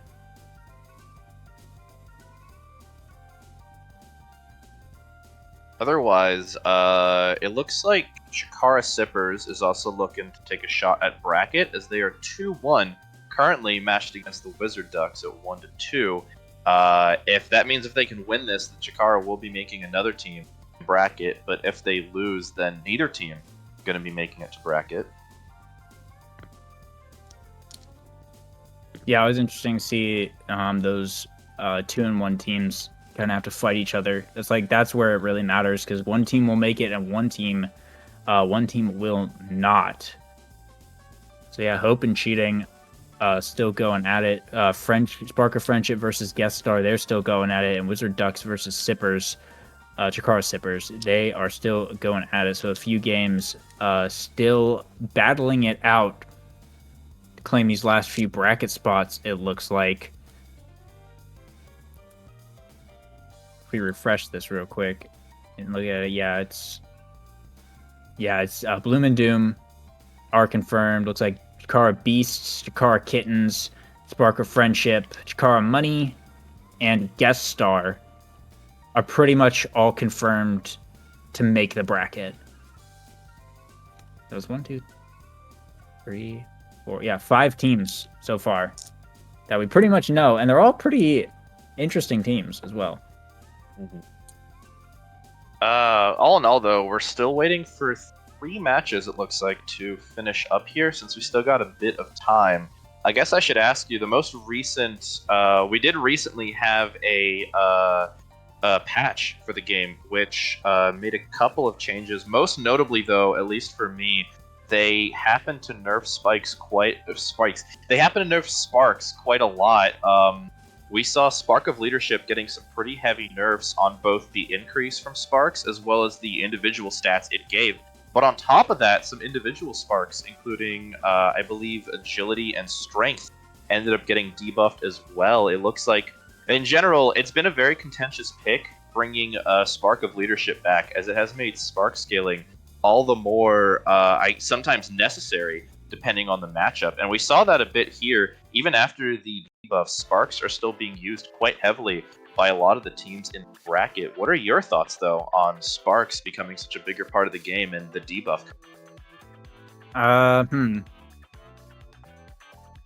Yeah, it's hard to say because I have not been playing in the queues at all. I've just kind of been, I only really go by what we've been seeing in like the tournament play and whatnot. But I mean, the Sparks are clearly still on the table to take, and if it is a Spark start, it at least like bare minimum, one person has to take one.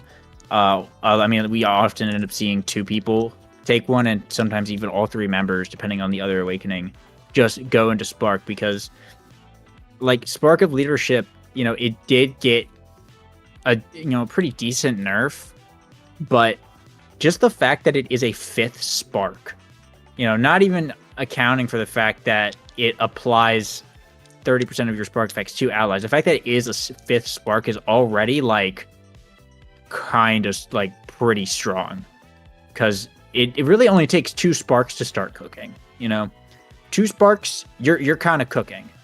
3 Sparks, you are very much cooking. And of course, once you get that 4th Spark, you have Exodia. And then just if you are able to get a 5th Spark, like just having that option to either get a 5th Spark, or of course just another Spark that's on the table that you could potentially even pick up to get 3 to 4, is kind of huge when that's like what you're building.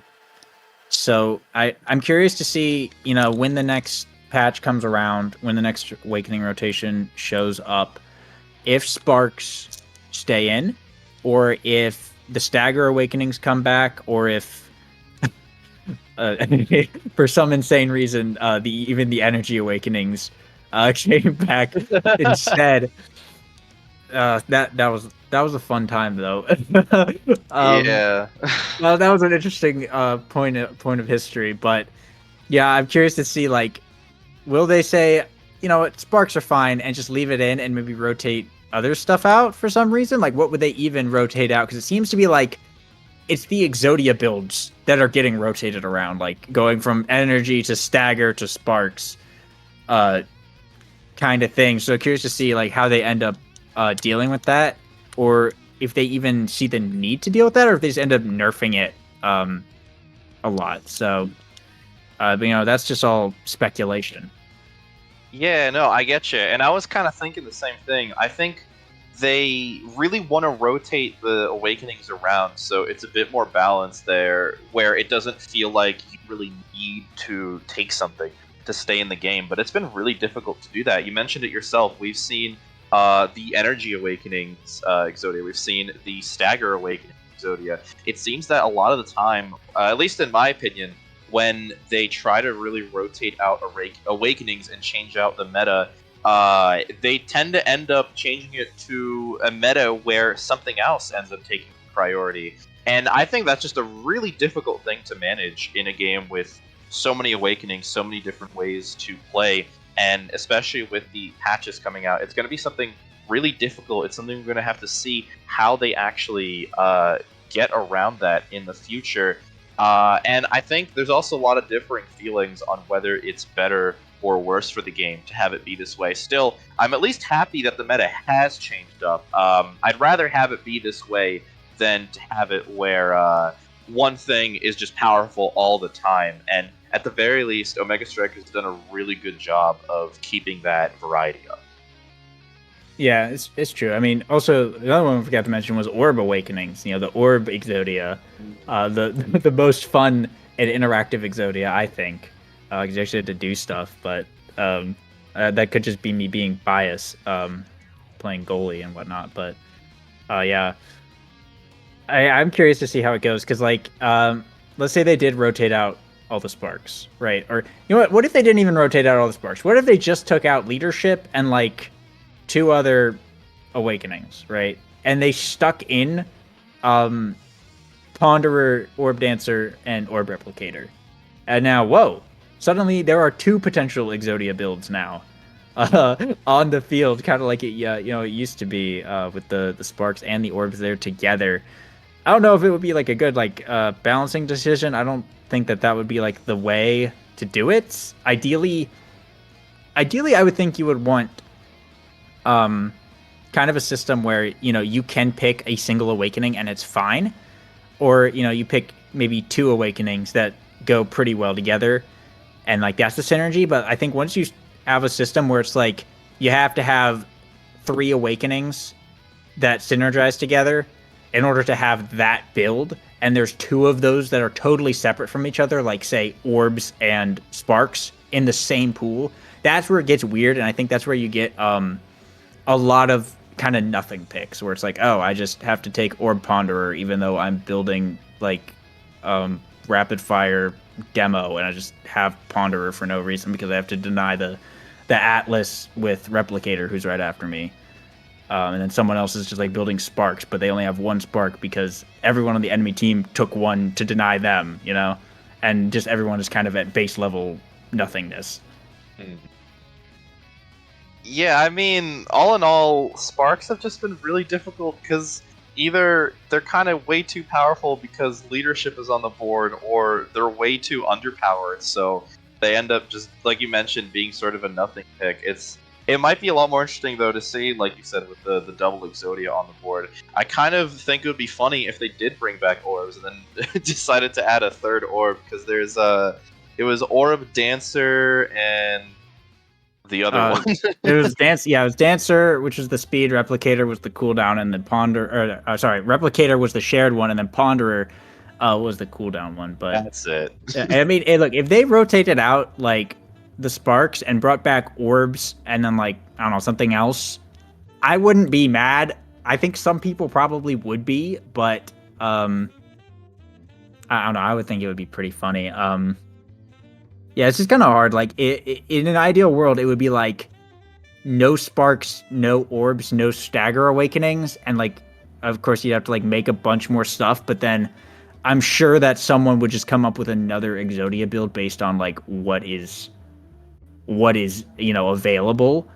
So with so many awakenings in the game, it's just it's never going to be like perfect. Exactly. And it's just one of those things where it's like it's never going to be balanced, so like rotating it around is kind of just like the best solution for that. And it's just kind of a weird time that we're in where it's like sparks are not only here and good, but like if they're here, if they are present in the match, they can very easily become the spotlight of the match unless a lot of like deny picks happen. Mm-hmm. All in all, though, we're still waiting on matches after all of that. Yeah, it's like The 3 only games. Yeah. development is that Chikara Sippers did lose out to the Wizard Ducks, meaning both of them are 2-2. I believe that puts both teams out of contention for bracket. But we're still waiting here for some matches to finish up. Specifically, Chikara Hope versus Chikara Cheating is still going on, and Spark of Friendship against Guest Star. That means with these two matches, Guest Star and Spark of Friendship, as we brought up before, should be already in the bracket no matter which one of them wins, as it's the two 3-0 teams, although the one that does win gets the bragging rights of going 4-0, which is always very fun. It looks like, though, on the side of Chikara Hope and Chikara Cheating, if Chikara Cheating does pull out a win here, they will be going 3-1 here, as well, getting into the coveted bracket spot. Yeah. I think yeah, they so yeah, Hope is yeah. Yeah, that's like the big game that matters is cheating versus hope, because that determines one of them is going to the bracket and one of them is not.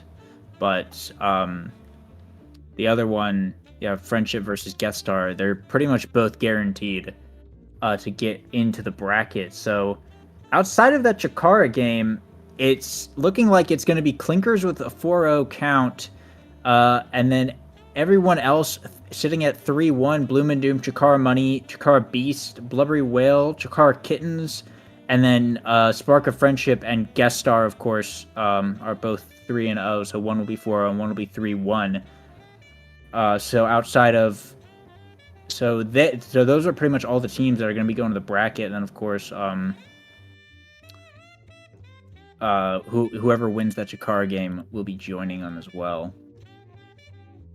Speaking of that Chikara game, it looks like Chikara Hope is going to be getting the win over Chikara Cheating, and I would assume that puts them at 3-1, but I'm not entirely sure. I believe one of their matches might have had a DQ, but we'll find out later what that means for the bracket standings. That is still meaning, though, we're waiting on Spark of Friendship and Guest Star, who, according to Start GG, are on a 40-minute game.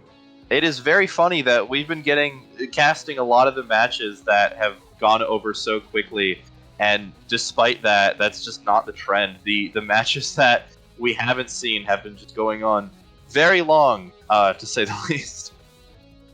Yeah, I see that. That just tends to be the thing. There's always that one match that goes on for a while. But I mean, with our bracket like more or less kind of in place, we're just waiting on this one game that the outcome doesn't really affect it all that much.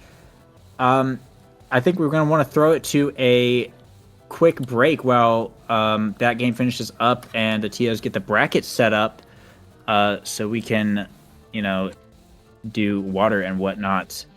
And then we'll be right back in a few minutes with the those bracket matches. Yeah, talk to y'all soon.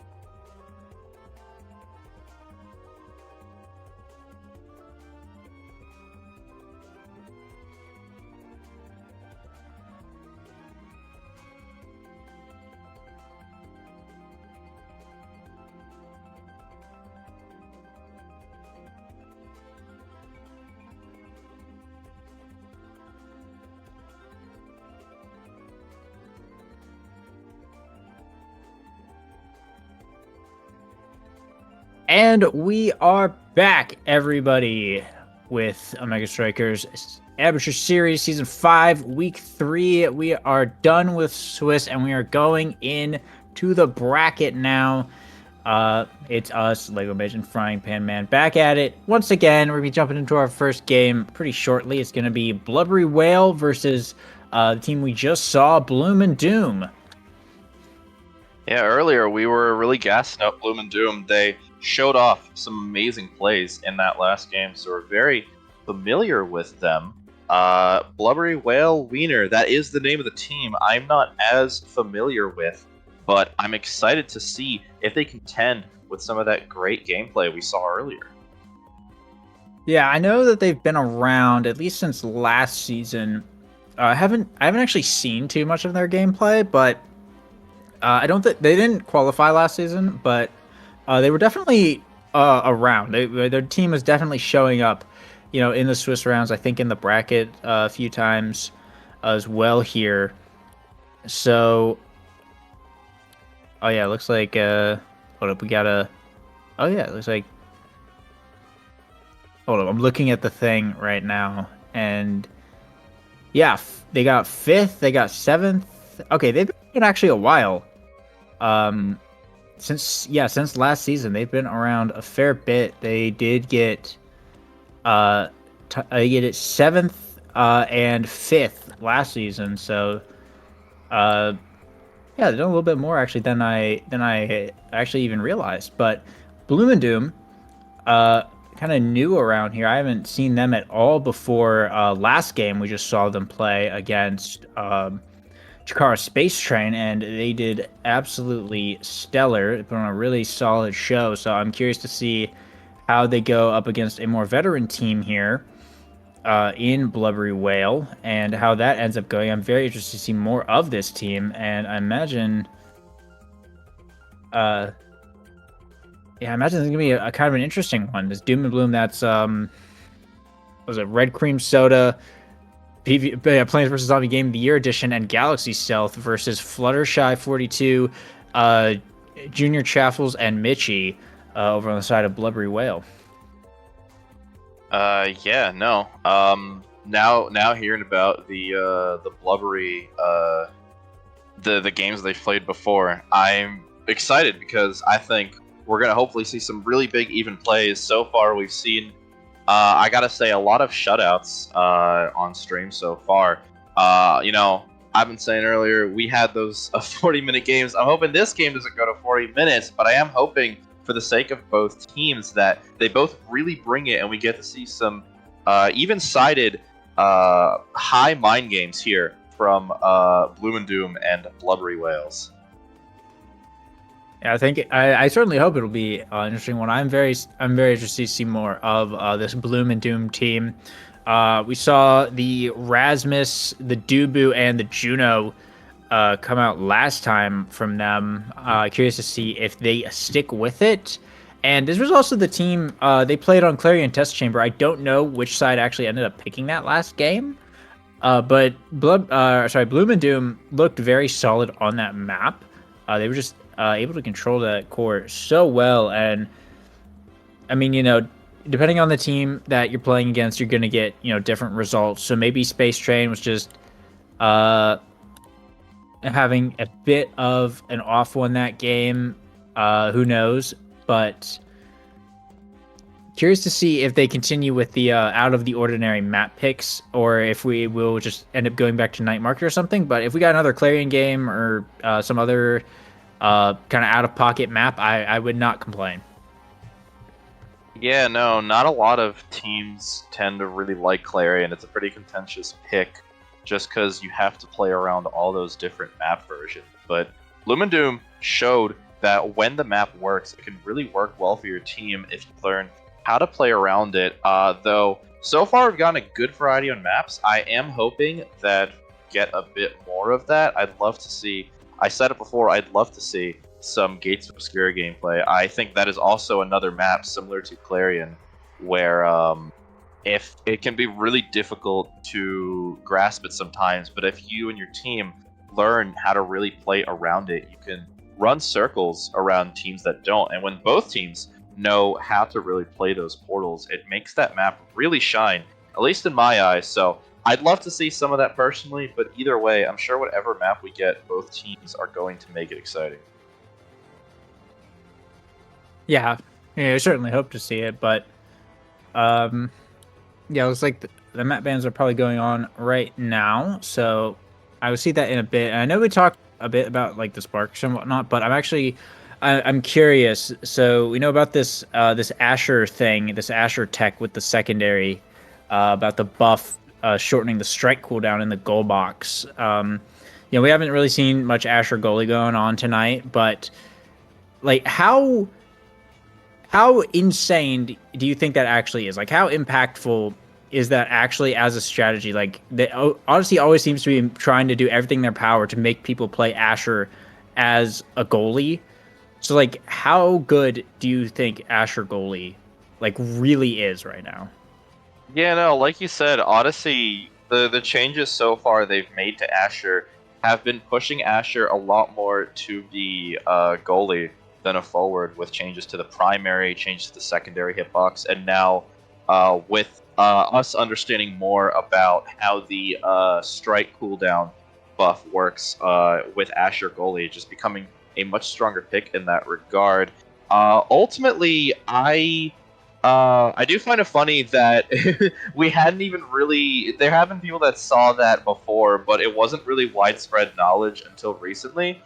So because of that, I don't feel like it's that contentious of a thing to have. I do think Asher is a very strong goalie, but in general, I'd put Asher in line with a lot of the other melee goalies like Dubu, Atlas, very common melee goalies, but even characters like Now also having a bit of that melee goalie presence. I for the most part, think she's very in line with them. She doesn't.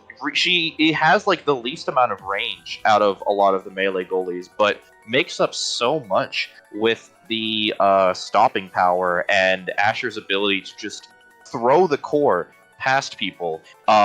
Doesn't in return doesn't have a lot of that potential to really cover large chunks of the field like Atlas or Dubu can with creations, or like Now can with creations, or like projectile goalies can with their toolkits. But if Asher, I think Asher goalies are really strong when they know the perfect position to be in to just stuff the ball out. And that in that situation, the other team is not going to be able to get it through. But it's really difficult for goalies to consistently stick to that position.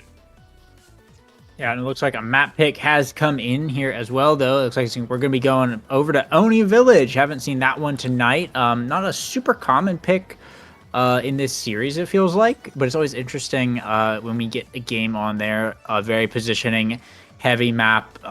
Get punished very hard for standing in the wrong spot with how the core just moves around constantly. And mobility projectiles can be very, very good. Things like Kai, Estelle, very strong, and with a primetime Stagger Swagger start as well. Yeah, it's like not going to be potentially very KO heavy. Going to be a lot more core control focused game most likely. It looks like Blubbery Whale going to be coming out with a rune ban potentially, and Bloom and Doom going for the Imi. Looks like against Mitchie there. Yeah, either way, though, we're familiar, at least with the comp that Bloom and Doom picked earlier. We'll have to see if they run something similar for Oni Village. Like you mentioned, it's a very open, really position-heavy map. In my opinion, it's the better version of Aten City. I'm not a fan of that map, but I do enjoy some Oni Village. And yes, Bloom and Doom is going to be running the same comp, and we're looking for a relatively mirrored comp here on the side of Blubbery Whales. The only difference being that Estelle is going to be coming out here, a very famously strong pick on Oni Village, but still Rasmus can hold their own, so I'm excited to see how that slight difference clashes between the two teams.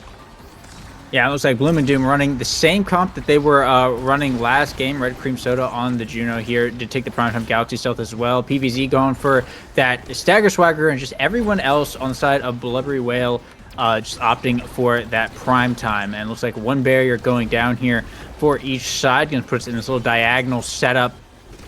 Looks like Bloom and Doom are probably going to look to try to push from this top side, but if they're able to get it down in that bottom speed lane, it could be pretty nice for them. Of course, Blubbery Whale going to be trying to do the same thing. Mitchie right there with the Rose Thorns able to bring down the barrier, and now dribbling in this top side. The Soup's going to come out from PVZ to shut that down. Red Cream Soda is kind of having to play for their life a little bit in this midfield. Does not want to get knocked off the map. Estelle is deceivingly good at killing people. Soup coming out there from Fluttershy is going to be a little bit of a scare, but PVZ able to clear it out. The primary, though, for Mitchie, going to send it down to Junior Chaffles in the bottom, but PVZ with the roll will be able to hold it down. However, Mitchie on the top side, protecting the out clear, is going to be able to find a way to sneak it back through PVZ in that top little corner there, as Blubbery Whale going to be the first on the board. Yeah, no, PVZ definitely picking up the right awakening here. You want, if you're going to be running the melee Dubu goalie on this map, you want to prioritize speed over basically most other things, because Dubu just gains so much out of being able to move quickly, but it's really difficult having to deal with Primetime Juno and Primetime Estelle on a map like Oni. That means the pressure is going to keep continuing, but at the very least, both teams doing a really good job both on keeping that consistent defense and moving the core up really well.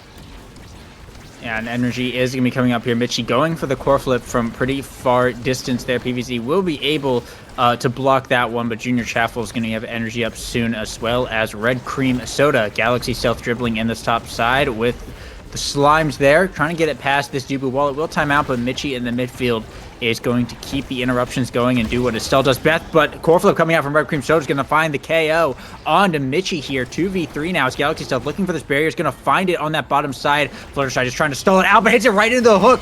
Chaffles, though, with the core flip, able to defend it. Core flip also coming out from Fluttershy to try and get it out, but Red Cream Soda on the bottom is going to receive the pass. Mitchie is back alive with an open goal right now, and no core flips is looking a little bit dangerous here for Blubbery Whale. Red Cream Soda trying to defend on this bottom side, receiving the core here, passing it to Galaxy Stealth, going for the pendulum swing, gets the KO onto the Dubu, and sinks it right in as Bloom and Doom going to fire right back with point of their own. Yeah, I mentioned before, PVZ really making that momentum on Stagger work well. We saw PVZ moving up earlier for some of those really helpful logs, allowing the offensive pressure to continue quite a lot, especially during that power play. Unfortunately, is going to be losing both barriers here. And Fluttershy going to be using Primetime here. That does give Dubu a bit more stopping power in the close range, but it does mean Fluttershy is basically forced to play a lot more back. And on Oni Village, that can work depending on how your team plays around it, but it can also cause you to be stuck in some really unfortunate situations. So for their sake, I hope that doesn't happen. Yeah, now energy is going to be coming up for Galaxy Stealth and Mitchie here, as well as PVZ, just in case. But the Soup's going to come out on this bottom speed lane. Junior Chaffles with the jump, bringing it up to the top side. Mitchie bringing a lot of abilities there, but PVZ with the roll is going to shut that down. Core flip from Mitchie going to be blocked by Red Cream Soda as well, but winning the strike war, pushing into the bottom, trying to go for the pass to Junior Chaffles, but PVZ with the core flip is going to interrupt that. Fluttershy on the defense, bringing out all the cooldowns to shut it down. Galaxy Stealth going for the pendulum swing, but can't quite get the angle here. It's Junior Chaffles sending it back up into the top, brings out the slime, goes for it twice, but PVZ able to shut that second one down with the roll, get it up to Galaxy Stealth. The pendulum swing is going to shut that down, and Galaxy Stealth does have a core flip up as well. If Bloom and Doom just get it back up to their Rasmus, PVZ on this top side is going to stall out that Estelle primary. Core flip coming out from Galaxy Stealth, sends it right through the Dubu, burns the core flip a little bit too early, and now Bloom and Doom on set point.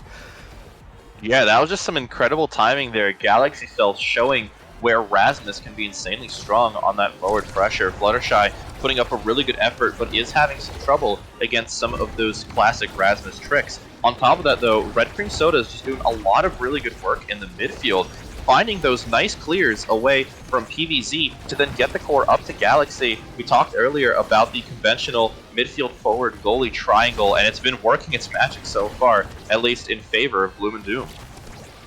And now Red Cream Soda about to be having their core flip up here as well. And with the barrier to boot, well, that being said, I caster cursed them. Blubbery Whale able to bring down that barrier. Now pushing hard, but PVZ holds it down. Gets it back out to Red Cream Soda, but Fluttershy brings out the Soup to shut down that top side.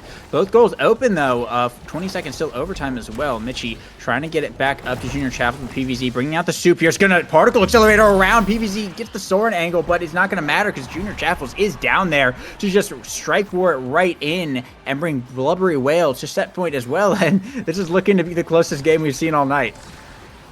If you're not a Dubu player, or even more so, if you're not a Dubu goalie, I have to tell you, Dubu Wall is an RNG-based ability sometimes, and we see the curse there. It was a good timed wall, but unfortunately the core just came in a little too fast, meaning PVZ essentially just got it, like you said, particle accelerated right to them, being put in a very unfortunate situation. And that unfortunate situation continues after losing both barriers. Mitchie finding a really good flip in between them. They're going to use up both flips but not get anything from it, and while it was very close, it is going to be going in favor of Blubbery Whales. Yeah, and this will look like it's going to be potentially a hot shot pick. Oh, actually going for aerials. This will let the hot shot fall over to the Juno, which is a bit of a risky pick, but aerials is pretty nice on Estelle. Looks like they're trading BestieInSlot for BestieInSlot there. Quick strikes onto the Dubu and Timeless Creator onto Fluttershy here. Castellas onto the Rasmus here. Knife's Edge will get picked up actually by the Juno. Fight or Flight going untouched here. Castellas a little bit of an interesting one over Flight or Flight there, but I suppose the buff will be lasting longer and the hook will be lasting longer as well, so we'll see how Galaxy Stealth is able to play that out. They have been cooking on this Rasmus. Yeah, continuing on though, PVZ getting some good defensive plays, but is unfortunately going to lose a barrier. Still though, keeping it up, a lot of Juno Slimes on the board from both teams, and that is going to lead Dr. Shafels to take both barriers down. PVZ putting up a good fight, but is now having some trouble. It seems like Mitchie and Shafels have just really found their footing on the offensive pressure. You can see it playing out there. They are going to lose the gold pretty quickly. It feels like the aerials and the Knife's Edge worked out a lot better than we might have expected, and they're just on them now. Yeah, Ariel's Primetime Estelle is definitely pretty gross, especially on Oni Village. I can totally see like where the pick could come from. So, opting to go for that and risk dealing with the hotshot Juno, it seems so far to be paying off. We'll have to see if that changes. Bloom and Doom did make it a very close set one. And they're probably looking to make it a pretty close set two here. PVZ does have a core flip up if things go awry. Junior Travels goes for the jump, but PVZ able to clear down to Red Cream Soda. Now pushing to this top side. The soup is going to come out as Galaxy Stealth trying to get control of it. Gets it past Fluttershy with the roll, but unable to find the barrier. Mitchie, unfortunately, a little bounce there off of that bumper will result in the barrier going down here. Now Mitchie bringing a core flip, sending it up this top side, but PVZ with the core flip down in the bottom corner. Galaxy Stealth with the pendulum swing dribble off the bumper. Goes for the whiplash, but can't push it through. Not close enough, unfortunately. Gonna receive the core once more. Goes for the pendulum swing on the bottom side, but Fluttershy with the clear to the top side will prevent that from going in, as now back and forth Junior Chaffles and Galaxy Stealth both trying to find their shots, but the goalie's just sending it across the map. Core flip coming out from Red Cream Soda. Fluttershy with the roll to stop it. Hook is going to come out from Galaxy Stealth, brings it down, but core flip Fluttershy will stop the core from going in as we enter this overtime. Fluttershy now passing down to Mitchie, looking to push this bottom corner here. Passing up to Junior Chaffles. The soup's going to come out as PVZ trying to get it back up to this Rasmus. Junior Chaffles with the jump. Can't quite find the barrier though as PVZ holds it down off the rebound. Will be able to bring it down though. With the core flip up, this could be a scoring spot for Blubbery Whale. PVZ looking to clear it up here, dribbling it, sending it down, but Mitchie is right there. Sends it back up to Junior Chaffles. PVZ has to bring out the roll to send it back. Fluttershy with the soup's going to shut that down as Junior Chaffles looking for this bottom side, but can't quite find it. Galaxy Stealth with the hook is going to get the point here for Bloom and Doom. Just yoinks it right out of that pass from Fluttershy and keeps Bloom and Doom very much in this game. Yeah, all in all, both teams making some really big plays there. I definitely felt a bit of a difference between how both teams used their flips, though. It felt like PVZ, Red Cream Soda, really were trying to use their flips to set up some quick passes and goals to Galaxy Stealth. But on the other hand, Blubbery Whales trying to hold on to their flips for a bit more of that defensive play. Their priorities are a little bit different, but so far, at least with this set, it's looking to be in the favor of Bloom and Doom.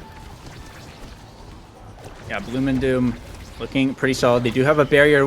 Galaxy Stealth, another hook. Is going to lose the strike forward to Mitchie, though, as Mitchie holding it down in that midfield, but needs to get it out of this goal box here. Galaxy Stealth does have a core flip up. Mitchie has one up as well, though. Red Cream Soda trying to fight through these enemy slimes here, pushing up hard. The core flip's going to come out from Mitchie. Going to bait out the core flip from Galaxy Stealth, but it will get stalled out a little bit. This core is not leaving this goal box. It's going to get back into the hands of Galaxy Stealth, and with a pendulum swing, you're going to be able to find the point. Bloom and Doom have brought it to set point now.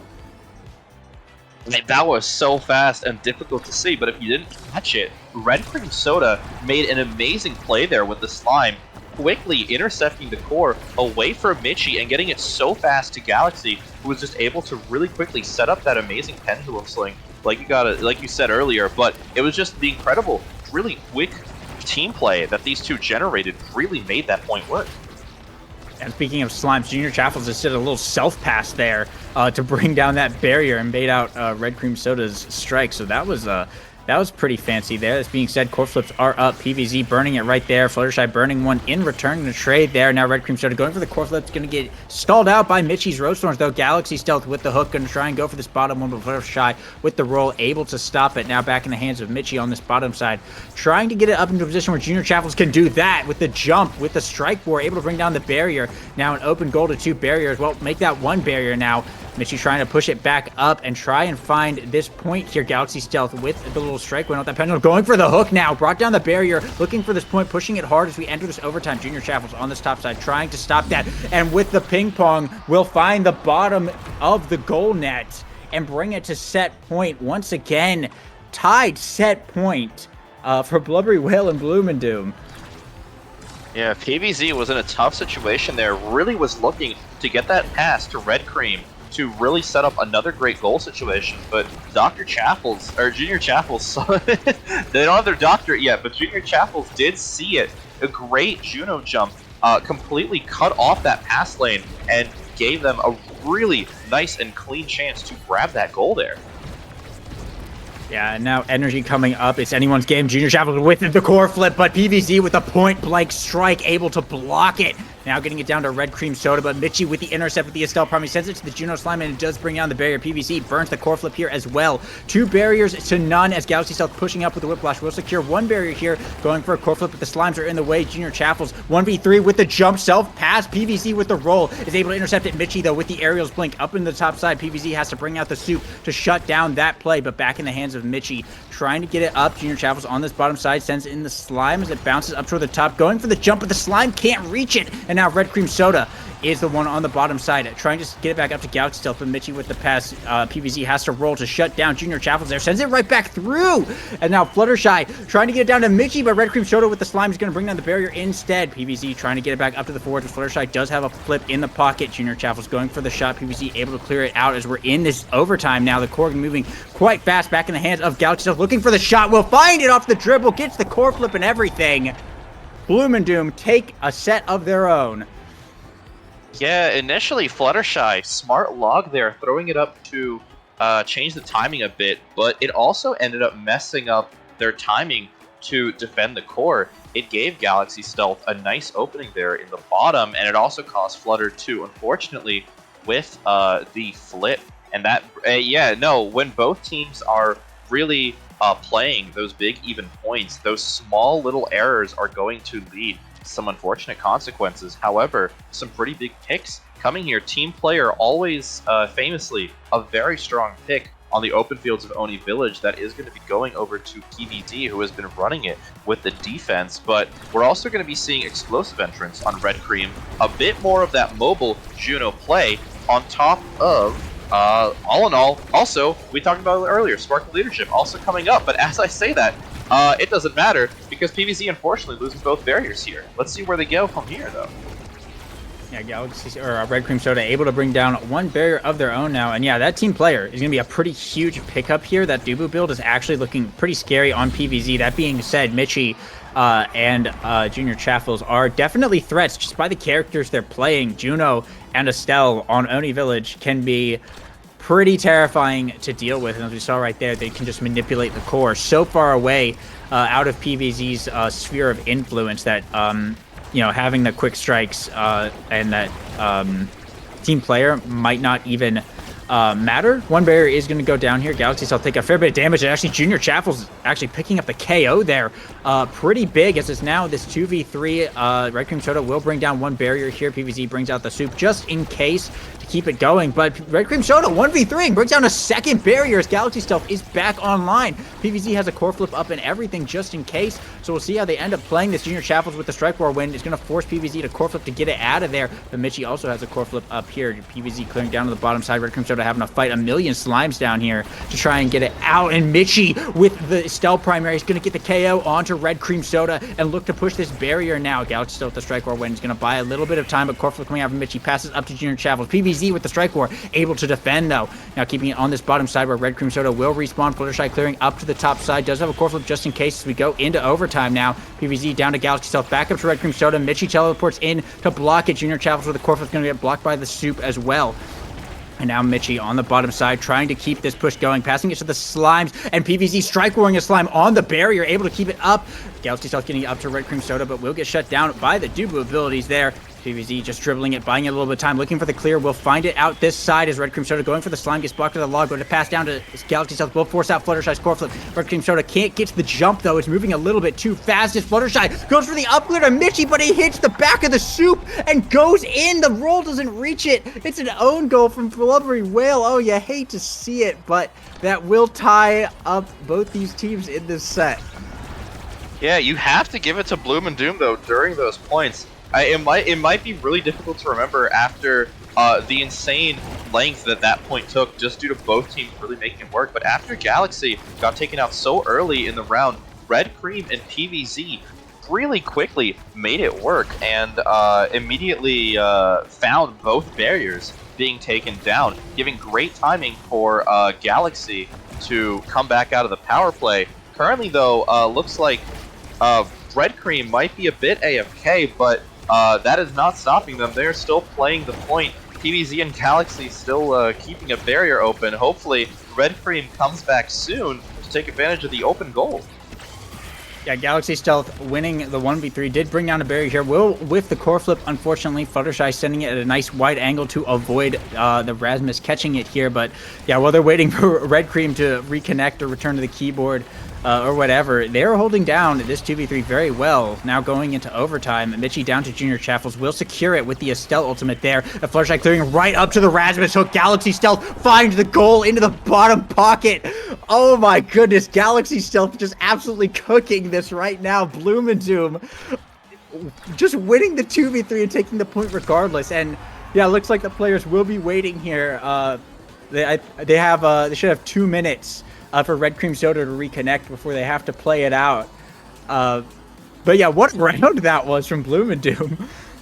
Yeah, no matter what happens after this point, Bloom and Doom can at least say they in fact won the 2v3 point there, because that was just incredible. We saw Red Cream and PVZ showed some of that great anti-power plays earlier, but we saw it again here with PVZ and Galaxy just making it work. And again, Galaxy with the Rasmus hooks. I feel like I would have noted them a lot more in the previous Bloom and Doom game that we saw, but it feels like they're making a lot more of an impact here. Maybe it's just because of the openness of Oni Village, but we already saw 2 really big hooks here from Galaxy, just getting the core over there and in some really difficult spots that Fluttershy is not, unfortunately, equipped to deal with.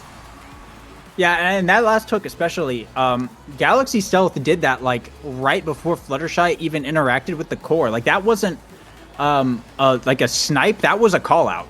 Galaxy Stealth knew that Fluttershy was going to send it to that top side and just ran the opposite direction, placed the hook, and just absolutely nailed it. The old Rizzle Dizzle, as I like to call it, where you do the little hook mix up. You send it to one side and then just run to the other side.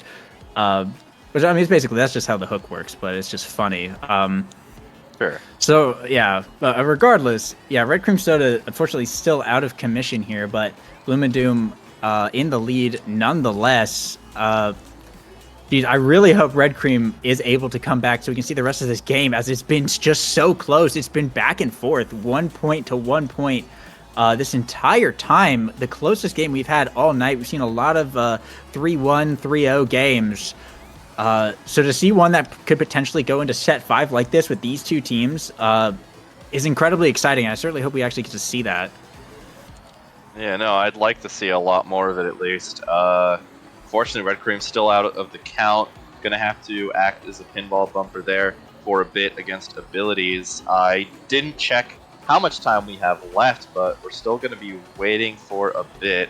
But yeah, no, like you said, both teams putting up a really good fight, and we're actually seeing even spreads of XP for once. In the previous matches, we saw basically one member hoarding all the XP for themselves and keeping their team just forcing the pressure with the XP differential. Although I do believe PVZ was the first one to hit Omega level, if I remember correctly. So they're definitely the ones getting a lot out of it in XP wise, and you can see why. The defensive plays they've been making, they've really been holding it down. Junior Chaffles and Michi made a lot of really good plays so far with Juno and Estelle, but PVZ has just employed a lot of that really good patience and a lot of great strike wars against some of the harder to deal with Juno abilities. And a lot of goalies have trouble dealing with this comp because just the ability for Estelle and Juno to apply pressure at such long ranges so quickly makes it really difficult to counter, especially if you're playing a melee goalie. You have to know where to strike correctly. You have to know where to use those stuffing abilities to just take them out of the count. And so far, PVZ has shown that they know how to do it. Yeah, I mean, it is true. Like, Bloom and Doom have been playing together very well, it seems like, and like you said before, like the thing with the levels, everyone's level 9, some on Omega, about to hit Omega though, but this is set 3. There has been one set win on each side. This is set 3.4. We are like not even totally to the halfway point of this game potentially. So to see everyone maxed out more or less like this already, it just shows how much like interaction is going on from all members, like the goal participations, the barriers, just the redirects in general. But it's like PVZ moving around here. Red Cream Soda's still not back yet. They might be. It's like the Dubu Summit has begun. They could be deciding whether to continue the game over there in Blubbery Whale's goal box. The emotes is how they communicate, and the dancing is them being in sync. So we'll see what their decision says. Hopefully here in a minute. Hopefully Red Cream Soda returns, but yeah, I mean everyone just kind of having to wait it out at the moment, I guess. Yeah, they're contacting the Dubu Council to get an official ruling on this one, so hopefully we do find out soon. I'd love for Red Cream to come back though, and really play out this game. But until then, we're gonna be waiting for a minute or so. Yeah, it's like a bit of orb munching going on here as PVZ just gonna go ahead and snag a quick little core flip snack there. The orbs could come back up and it could just be 6 core flips, 20 minutes into overtime on Oni Village. We'll see how that kickoff ends up going. It should be pretty crazy to watch, but yeah, it looks like no decision just yet, at least not from the players. They looks like they will just be waiting it out for Red Cream to come back, but not really sure whether they had to leave for something, if it was like an emergency, or if they didn't get disconnected because their model's still there. But could be having some other kind of technical issue. So, once they do get into it, PVZ is going to have a pretty big advantage with overtime team player on the board. Oh, yeah. Yeah, it's going to make it hard for, if we do get the full game at least with Red Cream coming back, because you really need 2 forwards to get those passes in there. But, yeah, no, either way, we're just stuck here for a bit, I suppose. Yeah. We are just waiting. The Dubu Council convening in the middle. Fluttershy bouncing it around. Corflip coming out for PVZ. It looks like just stopping it right there. Another one coming out from Dr. Chapels and Galaxy Smith. It looks like they're resetting the energy. They're resetting the energy, I guess, but so they can eat more orbs and get more core flips, I suppose. as they're just waiting around. So this is why they need to put Orb Awakenings back in the game so that this will like mean something. But okay, looks like the play will be resuming here without Red Cream Soda. Consensus has been made to make the game continue. One barrier gonna go down, Blubbery Whale earning 1, but Galaxy Stealth firing right back with a barrier of their own. Let's see if Bloom and Doom can make this 2v3 happen. At the very least, Red Cream Soda is going to act as the team player down clear for PvZ while they're stuck in that position. They might have to take out Red Cream to avoid this this pinball bouncer over here. Clearly, the mind game's a little bit too strong for us to have realized with this AFK play.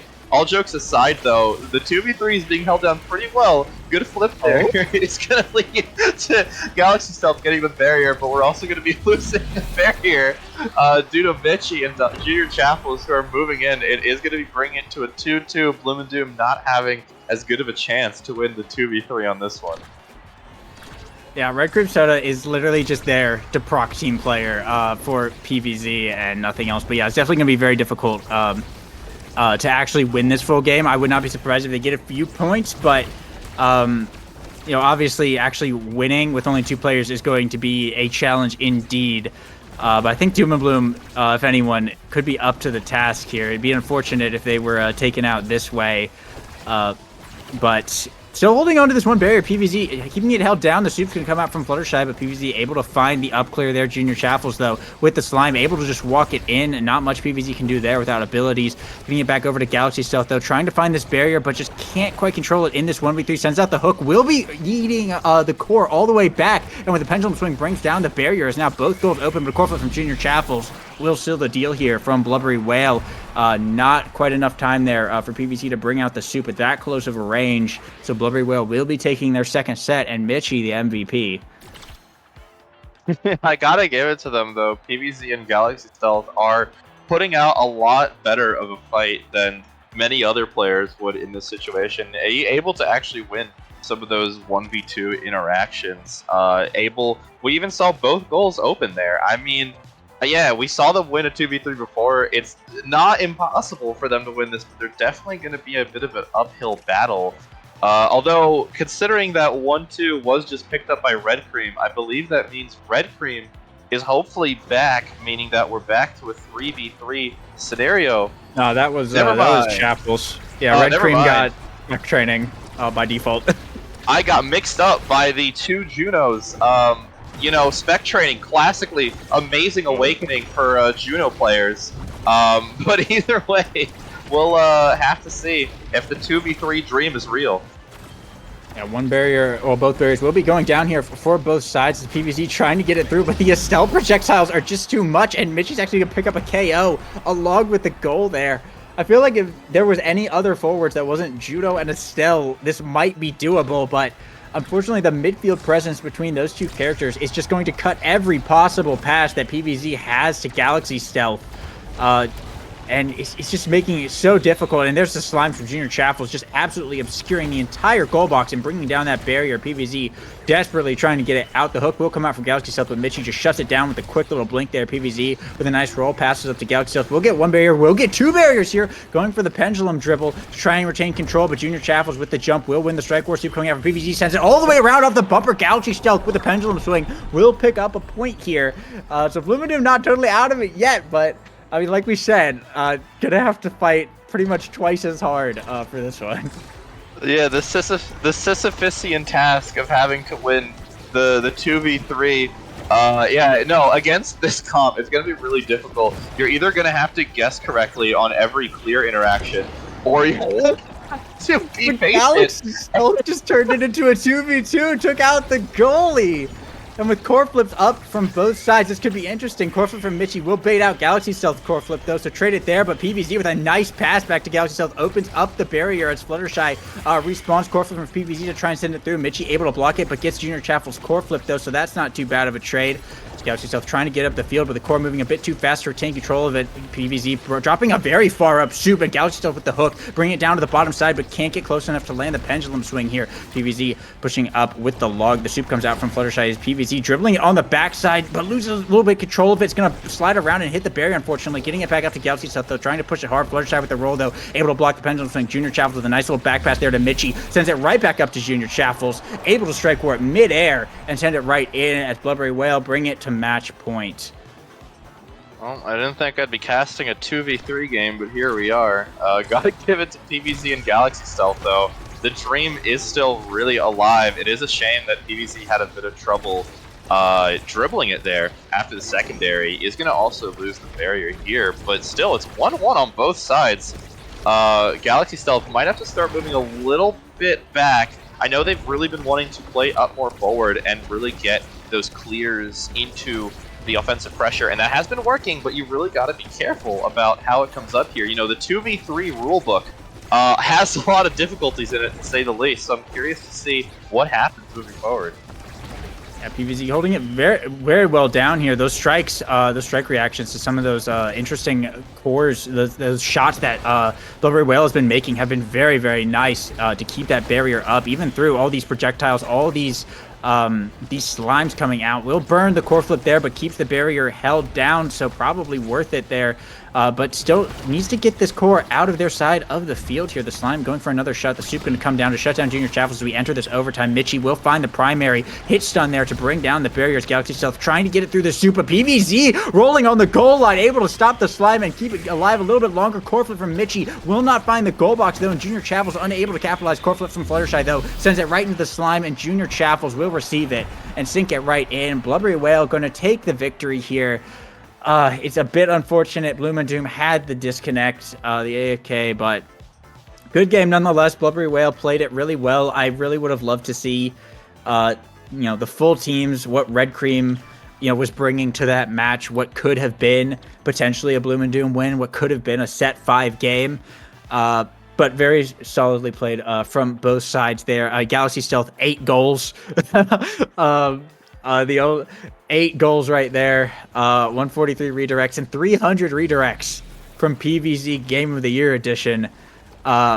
Pretty insane stuff there from Bloom and Doom. So they are going to be out of it this week, but I certainly hope to see them back next week, full roster and all, and see what kind of noise they can make in this bracket in the coming weeks.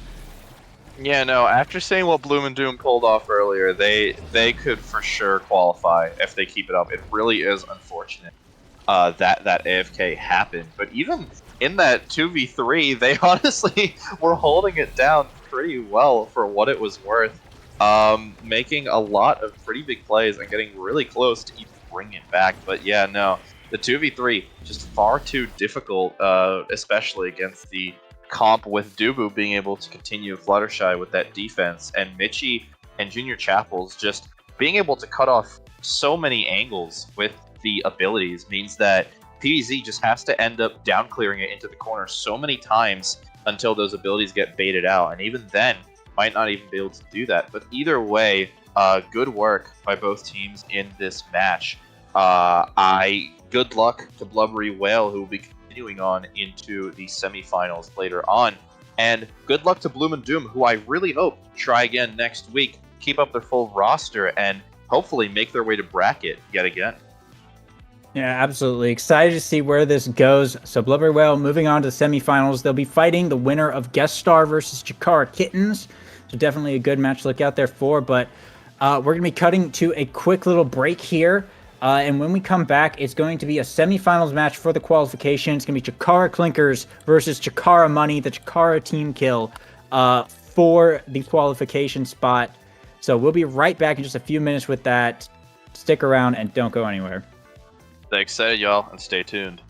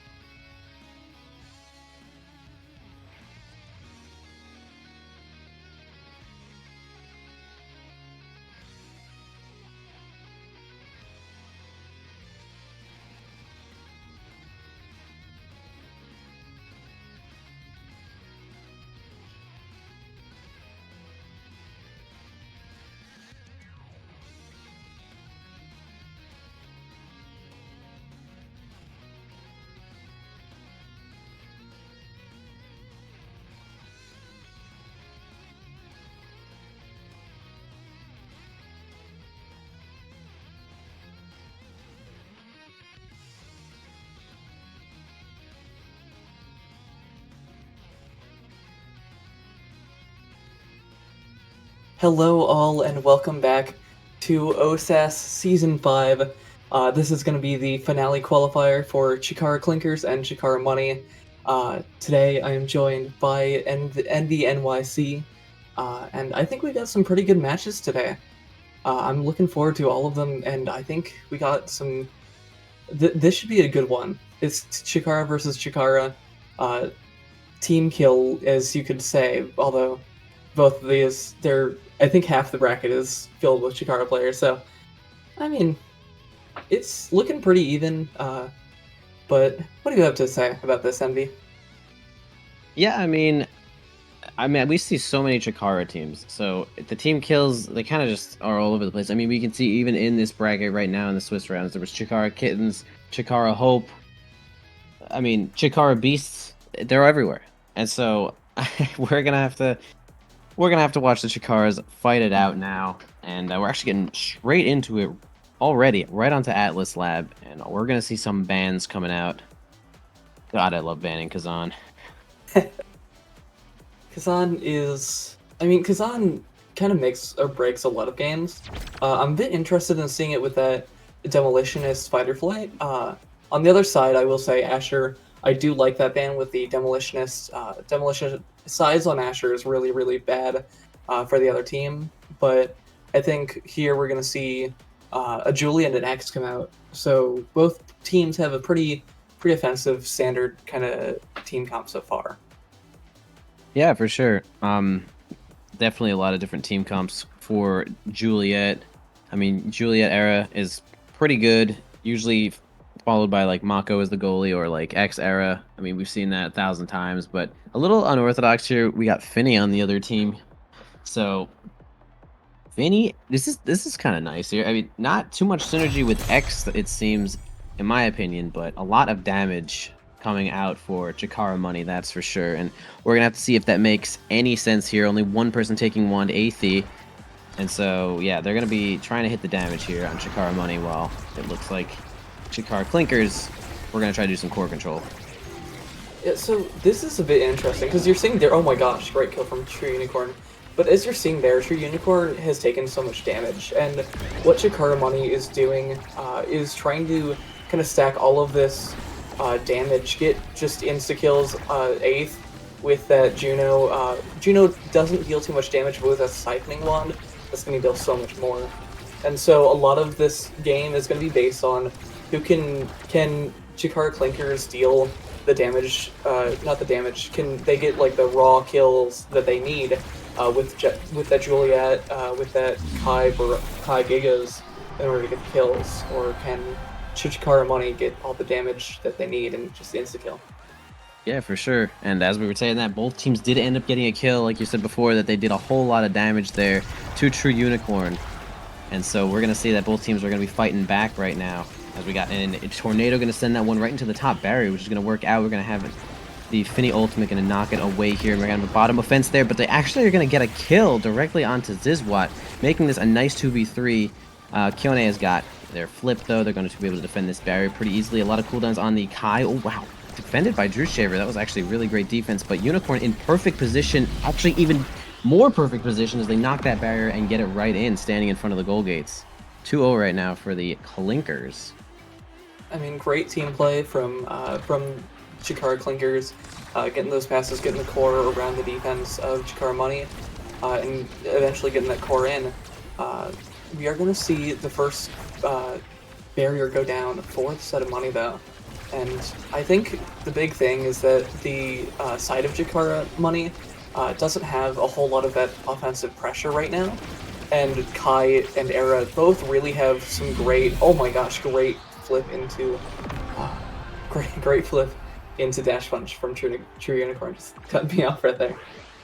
Yeah, really good. We can see that Clinkers is also starting each kickoff here with a Bewitching Beam directly on to Unicorn, making the strike war a lot easier. Huge size on Juliet makes her like Dash Punch just go way farther. She can actually knock right into the goalie from midfield, so really like the use on the Bewitching Beam there. And collecting a heavy impact, actually so powerful on Juliet, getting all those cooldowns. It kind of allows you to just do Dash Punch on barriers and like not really take too much for it. We'll have Captain Yes certainly be denying hot shot from Juno. Really good for Castellass on Era, though. I kind of like what Chikara Clinkers has gotten out of this, though.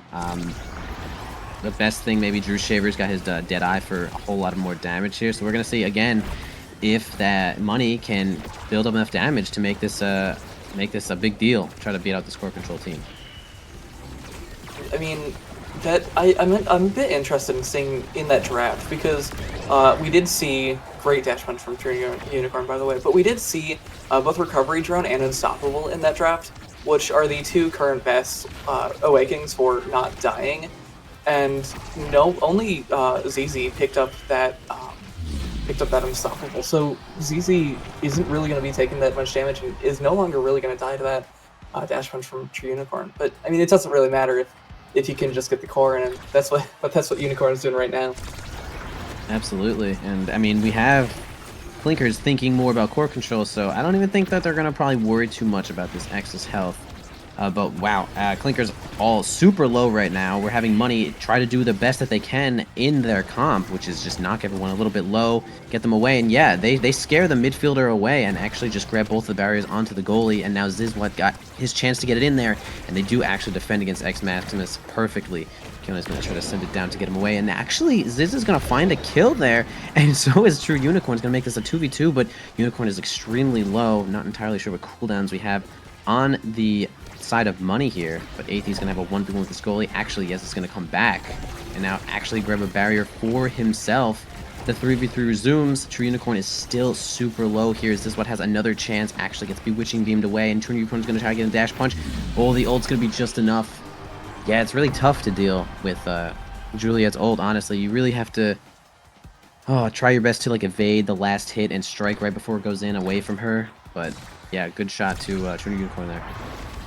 I'm seeing True Unicorn have some great awareness as to when to be using these dash punches and ultimates just to get the core, confirm a barrier, confirm those goals. But I mean, if you're off the map, you can't really do much, and that's what we're seeing right now. Is Easy going to make an offensive, able to get that barrier open. Aethy with the core flip, not going to be able to get anything quite yet. Oh, the first barrier goes down to the side of Money. And now ZZ and Aethy trying to get back. Unicorn is back up though, and Kione going to be solo in net. Aethy uses that core flip, oh my gosh, but it gets defended away. And we're going to see ZZ use that X Maximus, get the strike reset, and get it right past Captain Yez, and we're gonna see Chikara Money getting their first point in this match.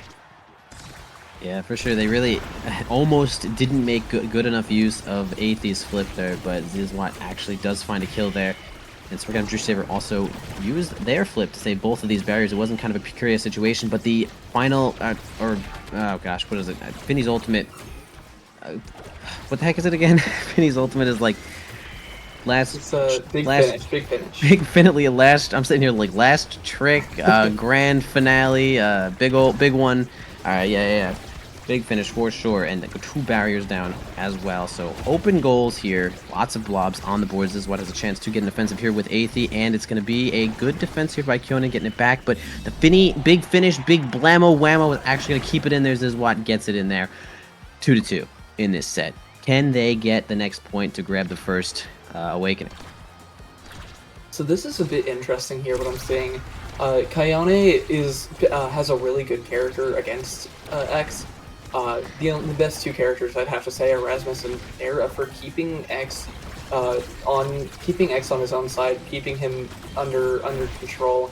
And I mean, we're seeing that there for a lot of this game.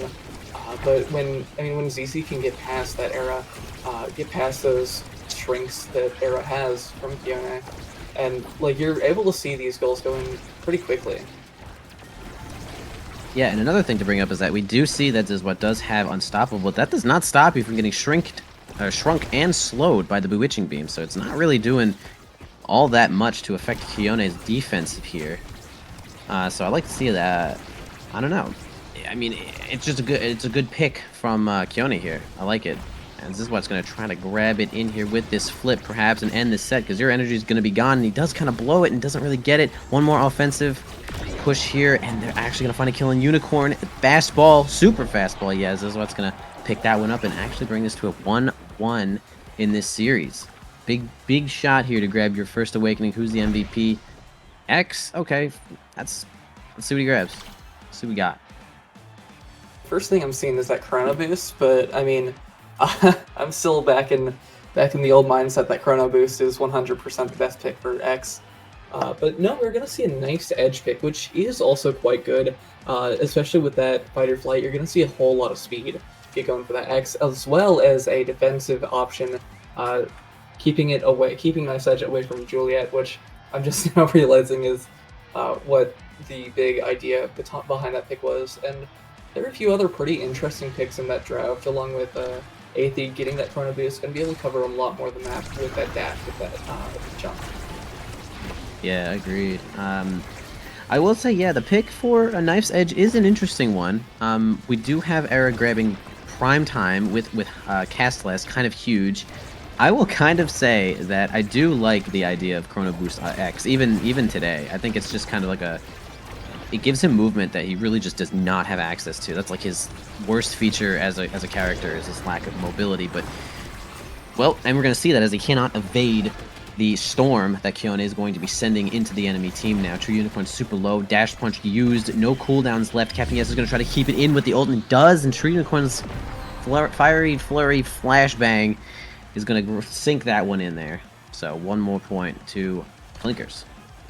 Yeah, I'm not entirely sure if that was intentional, but that was a great pass, just sending it straight into, or maybe like a connection, a conversion between the two ultimates, just to get that kind of goal pretty much confirmed.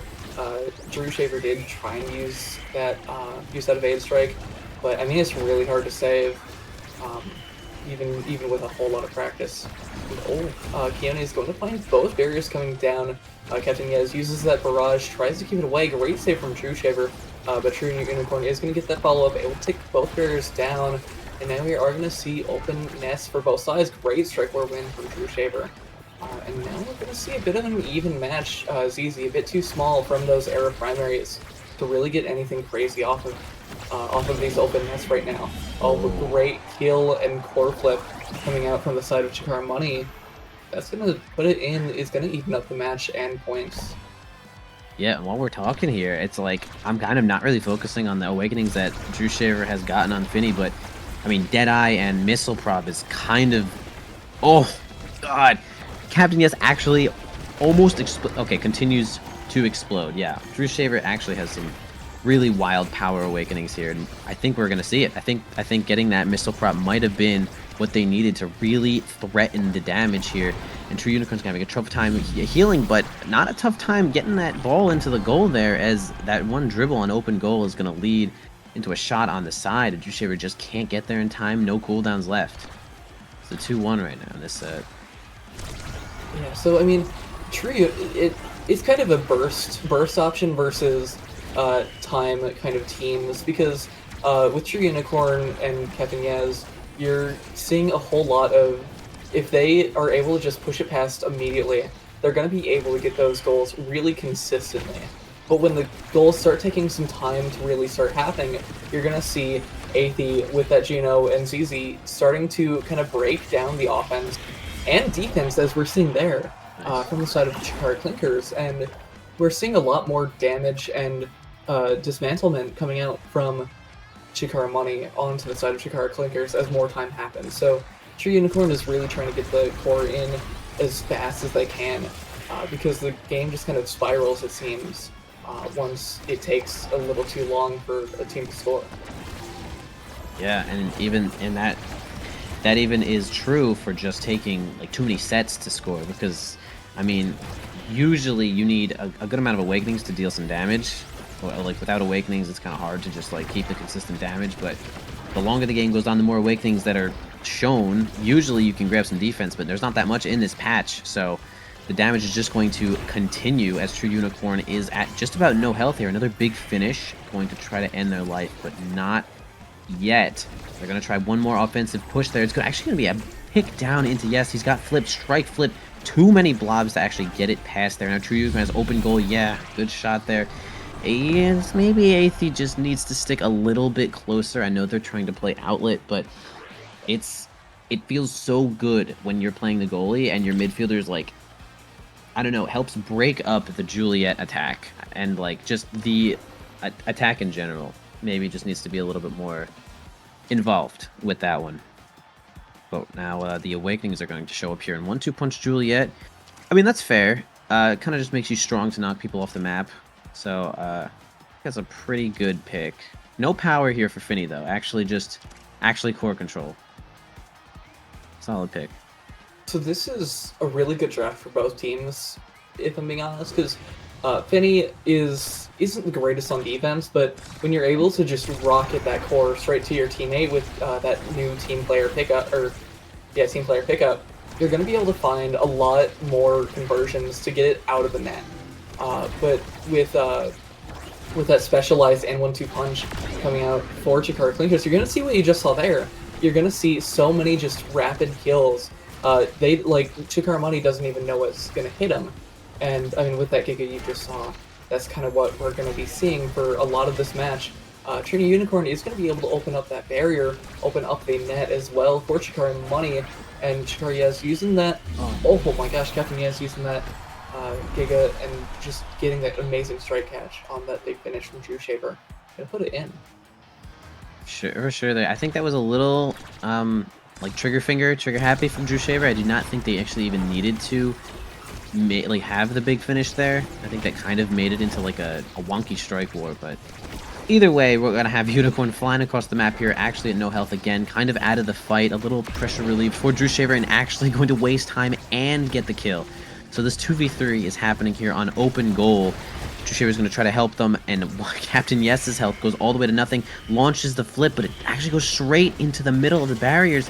Okay, just flip from Drew Shaver. They're really just trying to get it in here there, and he went to get another kill found on Captain Yes, though. So the damage is super coming out right now. Are they going to be able to get the flip from Kione, or are they going to just score? They do just that. They score. I mean, Would you believe it? There was a large X standing right in front of you, and then you had a Blabo and a card coming straight at you on the other side. Not a whole lot you can do to comfortably defend there. But we are going to see the first barrier going down on the side of Chikara Clinkers. And now this is where Chikara Money is comfortable, because they have that open net. X is really good at just providing that pressure, as you're seeing that right now. Is able to just kind of stand on top of Kione. And when you don't have that primary up to make X smaller, you don't have the chance to get those defensive options. And that's what we saw.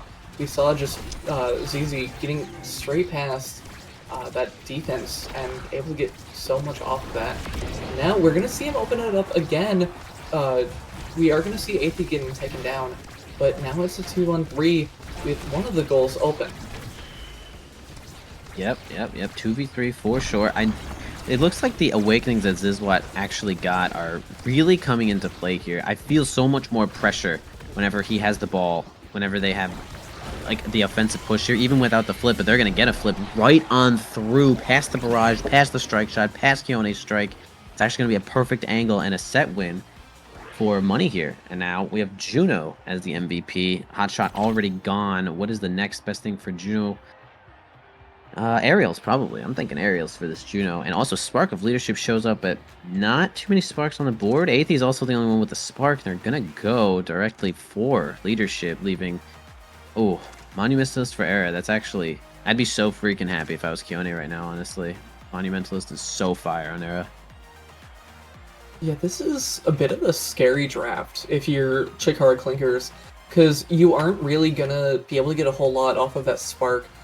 Spark of Resilience, the first spark to be picked up, and this is set 5.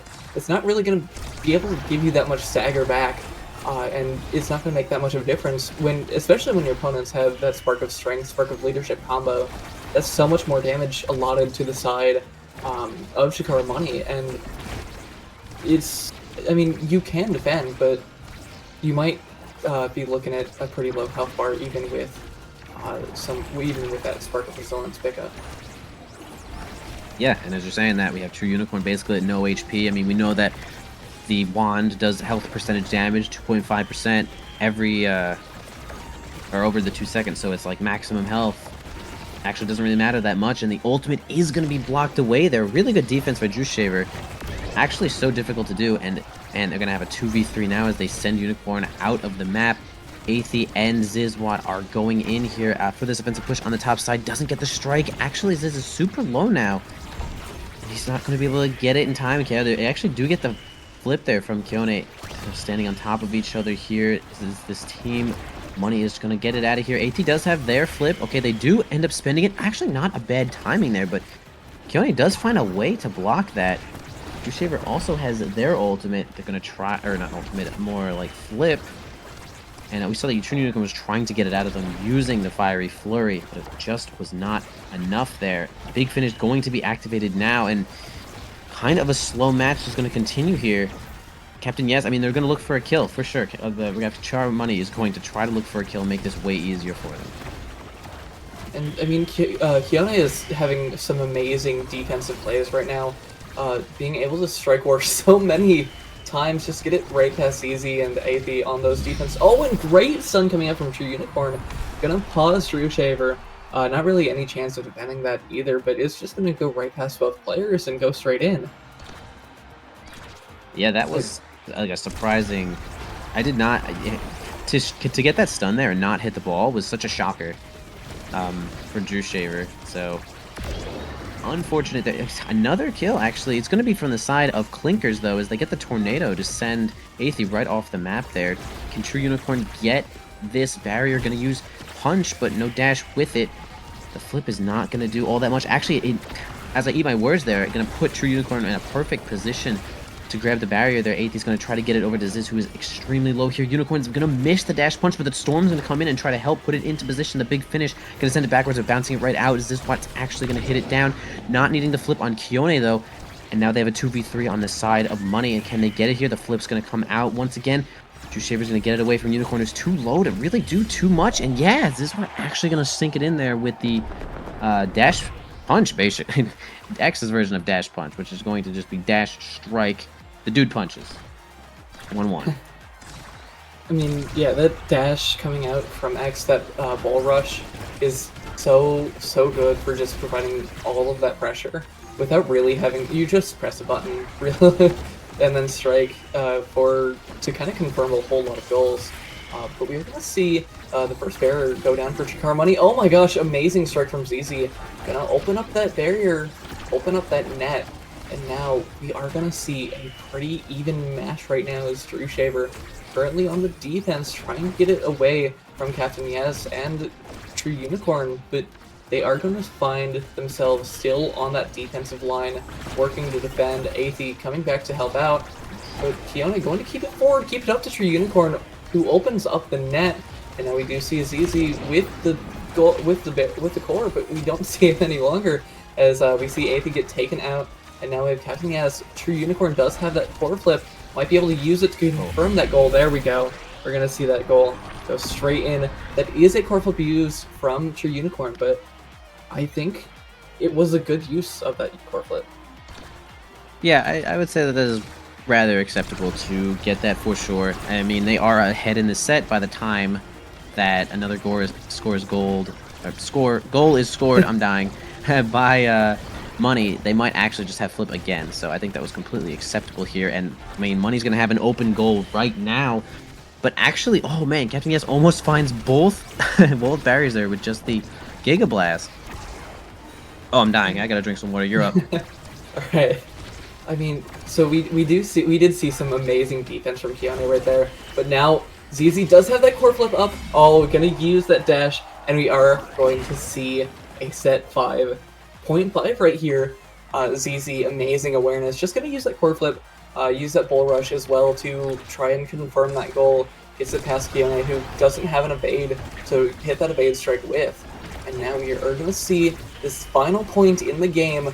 Whoever is all or nothing right here. And we are going to see ZZ use that strike reset from the ultimate, open up that net. And now it's ZZ versus Kione. Oh, great secondary, great bull rush coming out from ZZ. Gonna be able to use that secondary strike, as we've seen so many times this match, to confirm that goal, to give their team the win, and I believe qualify their team for the finale. Yeah, that was kind of wild. Honestly, from the beginning of this game, it was feeling like Clinkers was in control. yeah, True Unicorn was just doing such a good job of positioning to get each barrier there, while we had Captain Yes just play a good midfield, and it was not hard. Like they have 11 goals on this team. Actually, both teams ended up having 11 goals, which is funny. But most of True Unicorn's goals felt like they came right in the beginning. They felt like that the core control team was really making it happen. But man, we just saw a couple of awakenings get sent around. Drew Shaver really did hit the damage. So I mean, 41,000 actually is is a lot. That's a lot. That's a lot of damage. So it might have just the awakenings might have just passed Clinkers by as the damage really just built up, and they kind of came back there. Yeah, I mean, X is a very scaling character, but I would like to say that, or give a big shout out to Kione in that game, as well as True Unicorn, because, I mean, Kione, we're seeing in the replays right here that there were so many amazing saves coming out from Kione, and with a pretty unconventional goalie in Era. And, I mean, there were so many amazing plays that Kione made in order to get those saves, keep that core away from the net. But ZZ, in the end, did come out on top with those strikes, with that power. And I mean, that's what X is. You really have a slow start. It's a bit like Regigigas from, because you're gonna start off really really slow. You're gonna have to outplay the entire other team. But once you start getting those awakenings, once you start getting things such as Knife's Edge, I cannot recall any other awakening that X got. But like once you get those awakenings that really let you scale, really let you put some power behind that core, behind your attacks, you're gonna find that just like we saw in the game, that you can really turn that game around. Yeah, he got unstoppable, which is okay, I guess. I'm sure it mitigated some damage. He also got built different at the end. That is probably all I remember out of him, but I think, man, the built different really was clutch. I mean, the game started with Demolitionist Fight or Flight, right? So he was really fast. Just like right when he blows his ult and being able to strike players, that just activates Fight or Flight, that activates the slicks he picked, which is kind of a big point there. So as I said, they were going crazy damage. I mean, he picked slicks. It's just kind of gives X a little bit more movement to, I mean, do whatever you want. I mean, if you ult somebody and you have slicks, you can actually stick to them a little bit easier in that situation. But yeah, a lot of speed, and he ended up with a lot of speed. I think the size was a big deal. And yeah, I mean, they took it. That was kind of sick. They indeed qualified. So good work. I mean, there was some great plays from both teams. I mean, it was back and forth. We saw that set 5, goal 5, and I mean, ZZ, Drew Shaver, and Aeth used some great team playing. Had some really amazing coordinated kills. I saw a few where ZZ, I think, hit one of the players on Chikara Clinkers into the strike shot from Drew Shaver, and that made up at least one of the kills that Drew Shaver got. And I mean, there were so many kills that came out, and with that Juno, with that siphoning wand coming out as well on Aethia, you saw so much damage on a character that doesn't really deal damage, but is also able to provide so much core control as well. And so Aeth was able to get so many strikes and hit that core away, but also provide a lot of support on the damage side of things. Yeah, I mean, I don't think Juno is like certainly meant, you know, to kill everyone, but I think she does do a solid amount of damage. I mean, when she like ults and you want to try to mitigate some of those slimes, I mean, stepping on the slimes does a decent amount of damage. If you have like Deadeye, it does actually an unholy amount of damage. So in the right situation, I think Juno's definitely got some good damage potential, especially with Wand. Like if you're stepping on a slime with Wand, that's also kind of messed up. It's just you never get to heal if you're trying to help out. So I kind of like that the team comp just really came together there at the end. And I mean, that's a lot of what you're gonna see with those X teams. ZZ just was able to use that X Maximus. He was able to use that X Maximus to just, I mean, genuinely be the bigger person. when it came to getting those conversions on Kayone's era. Because, I mean, you can be small, but if you have an ability that is built into the game, built into your kit that makes you bigger, that's going to work very well in your advantage. And, I mean, that is what Era is trying to do. But ZZ was just able to scale so well off of those awakenings that he got and pull the game around, along with Drew Shaver and Athey, providing some amazing defense and midfielding. Yeah. We saw in the beginning of the game that Era was kind of doing a good enough job. Keone was doing a good job of simply just primarying X. He was too small, too slow to really do all that much. But as the pressure built and the awakenings were exchanged across the board, that just kind of stopped happening. The ball just kind of got faster, people were just hitting a little harder, and the pressure just built in a way where it wasn't as easy as just primary X and now we're good. And I mean, the rapid fire was stolen away from Era, which Prime Time is still really good for Era, but when you have that rapid fire, which they weren't able to get, you're really gonna find that I think actually X was able to get that. ZZ was able to get that rapid fire if I remember correctly, and I mean that's blocking Era, and I'm thinking actually it might have been Unicorn. I'm not too sure, but still the fact that Era nor Kai, neither Era nor Kai were able to get that rapid fire, which is such a game breaking awakening, at least in my opinion, at least for me, is going to mean so incredibly much when it comes to a game where you're going to see that X making up so much ground. Yeah, I agree. I think rapid fire in general is just kind of an over-tuned awakening right now. It's kind of dummy good on certain champions that are really, I said champions, that are trying to use their primary a little bit too much. So really good idea to take it away from them. But starting up the next game is going to be on Atlas Lab again. Great map. Love this map. Good old map. Keep playing on it. We got a prize fighter chrono boost start. So dash perk and a whole lot of damage here. And it looks like they're going to ban the Juno out and the Rasmus. And I'm interested to see on, what dynamic we're looking for here. We're going core control, we're going damage. I mean, we actually have the perfect, try the bifecta here where it's like, this prize fighter is going to represent a ton of damage, and the chrono boost is going to represent a ton of core control here. And man, those are two damage characters on the side of Blueberry Whale. So I think we know what's up. I'm seeing it. I'm picking up what they're putting down.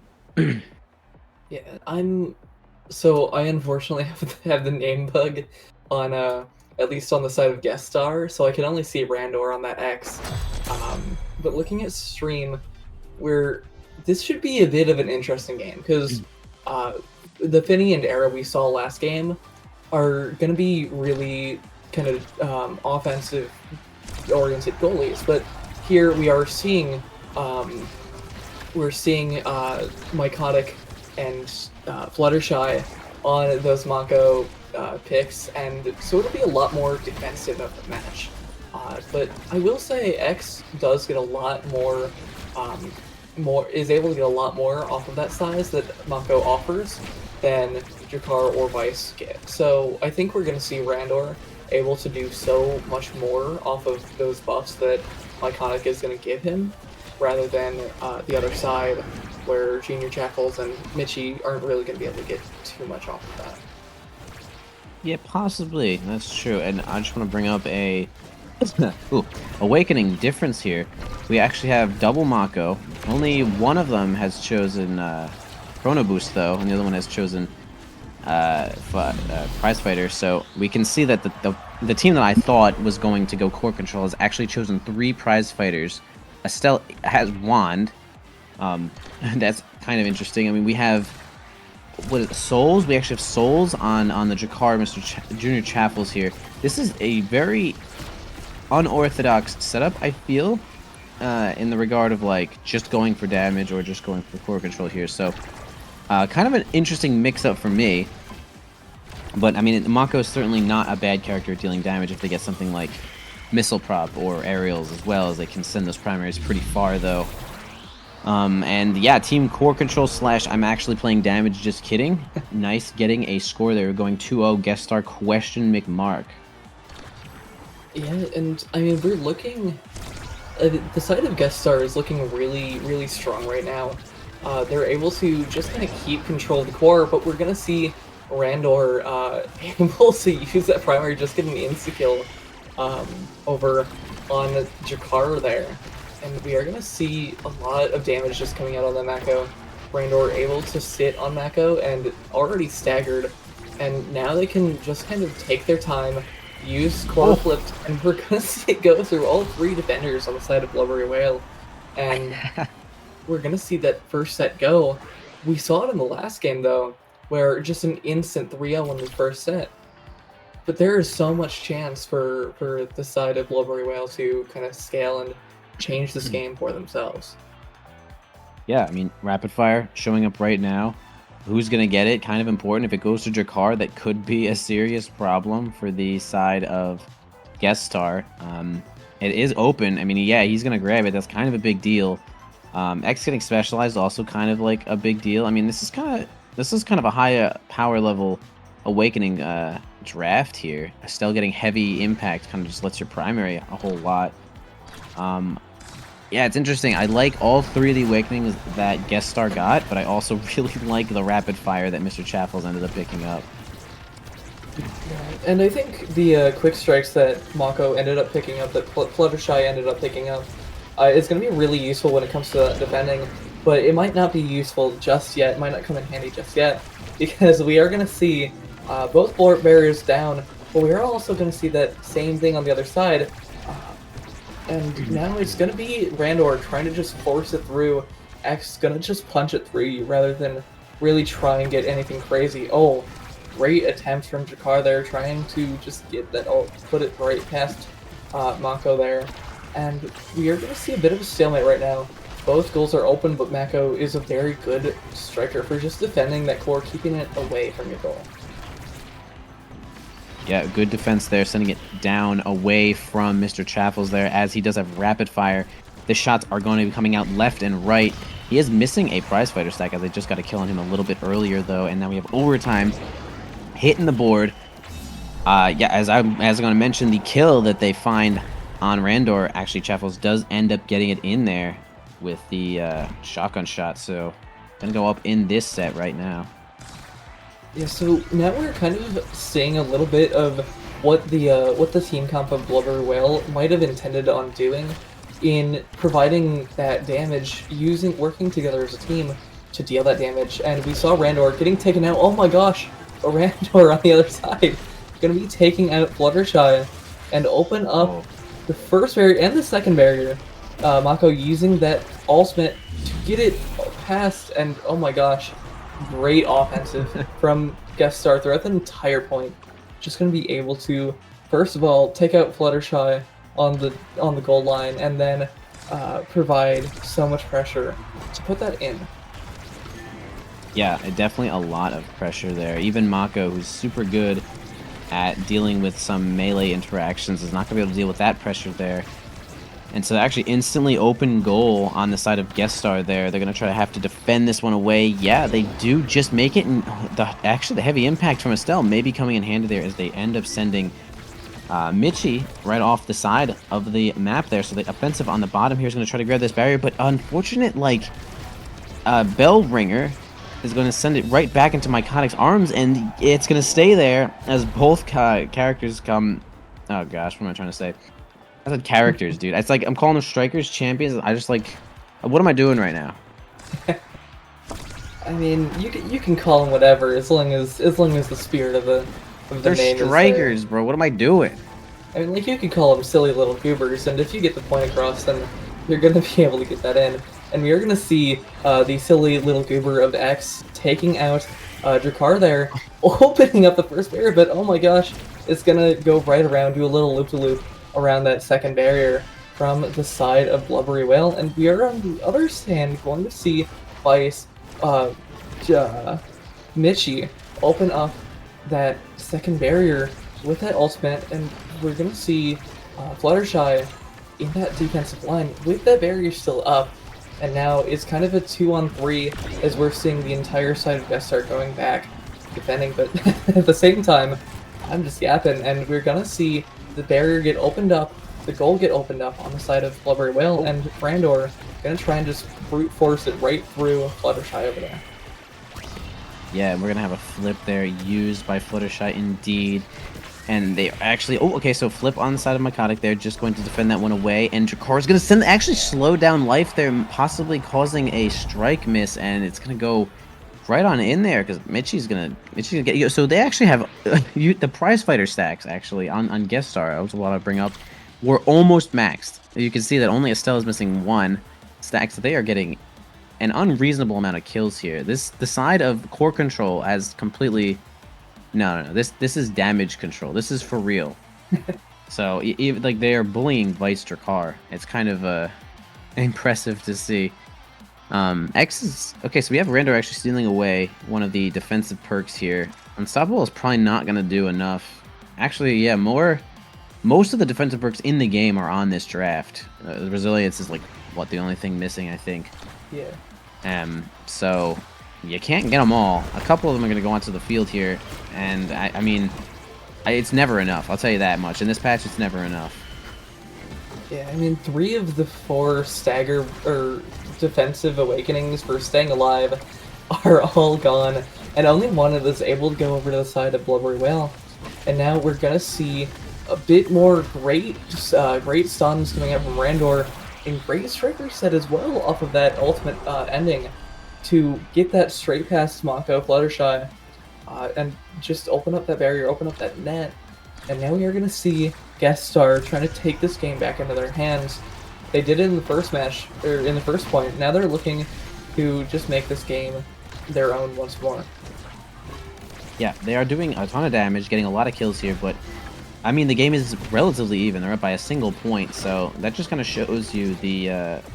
I don't know, quality or timing of the kills is also relatively important. If you spend all your cooldowns getting a kill and you can't get it past the goalie, well, I guess you got some experience out of it. But still, both goals down here, goal areas down here for the the Blubbery Whale Wiener. That's the name of the team, by the way, everybody. Gonna try to defend this goal here. They're gonna have Guest Star trying to push it into the bottom side here. We're gonna Mitchie defend it away. Chappell's gonna try to make an offensive on the top there, and actually, wow, really good flip using the power of gravity is gonna get that right through Fluttershy's defense. Yeah, I don't know how intentional that was, but it went in nonetheless, and we are gonna see this is current. Oh my gosh, Guest Star is currently up 2-0 in this set. They opened up the first barrier on the side of Blubbery Whale, and they're looking to open up the second now, finish the set off strong. And let me look at the prize fighter sets. They haven't really been doing a lot of damage, so they might be thinking, hey, this damage thing didn't work out too well the second set. Let's try working together.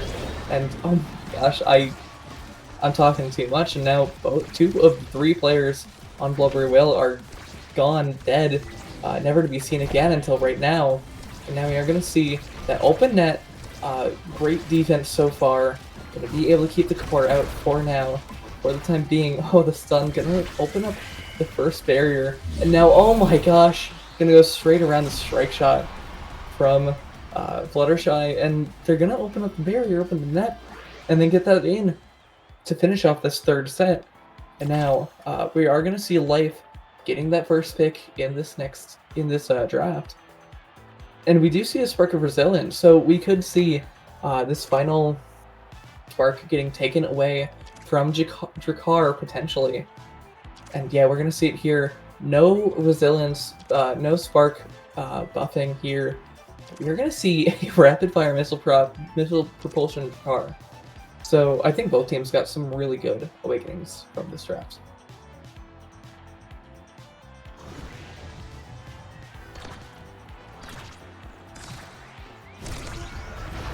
We are getting into this next point. This is make it or break it time for Guest Star here. Yeah, for sure. And the Awakenings, as you were mentioning, they had to deny Fluttershy that because Spark of Leadership, of course, was on the board, and that would have Spark of Leadership plus Resilience would have been pretty much catastrophe for the side of Guest Star. So definitely stealing that one away. And now Blueberry Whale is going to go up here with the kill, and they're trying to get this barrier open. Okay, yeah, open goal on both sides here. And we have what are they, top offensive pressure here. Going to get negated a little bit by Life, and Randor now has a 1v1 with the goalie. Okay, going back over to Myconic here. Chaffles is not going to be able to make it with just the shotgun, but a really good angle there from Randor is going to get it right past Fluttershy. No cooldowns used there. Yeah, I mean, great team playing coming out from the side of Guest Star, but we did see it in the last game where the side on the left, where the blue team went up 2 sets, 1 point versus one set on the other side, and then started losing. Then the game turned around, and we might potentially be seeing it now as both barriers are down, and the goal is open now for the side of Guest Star. And now they're trying to just put it past the defense of Blubbery Whale. They're going to be able to use that flip, get it past Fluttershy. Both goals open for each side. And now we're going to see Randor a bit lost with that X, not able to really get past any characters, doesn't have the speed right now to really get anything crazy going. But Randor going to try and strike it through Mako once again, doesn't really have that speed or the size yet to really get anything crazy going, but if Life can get it past the forwards from the side of Blubbery Whale, and then put some help their X with that forward pressure, they might be able to do something just like that. We saw Life able to push up a little bit. The forwards from Blubbery Whale had to fall back in order to help their goalie out, but that also meant that Life was able to help Randor up on that offense and get that pass, send it straight to Randor for that open goal.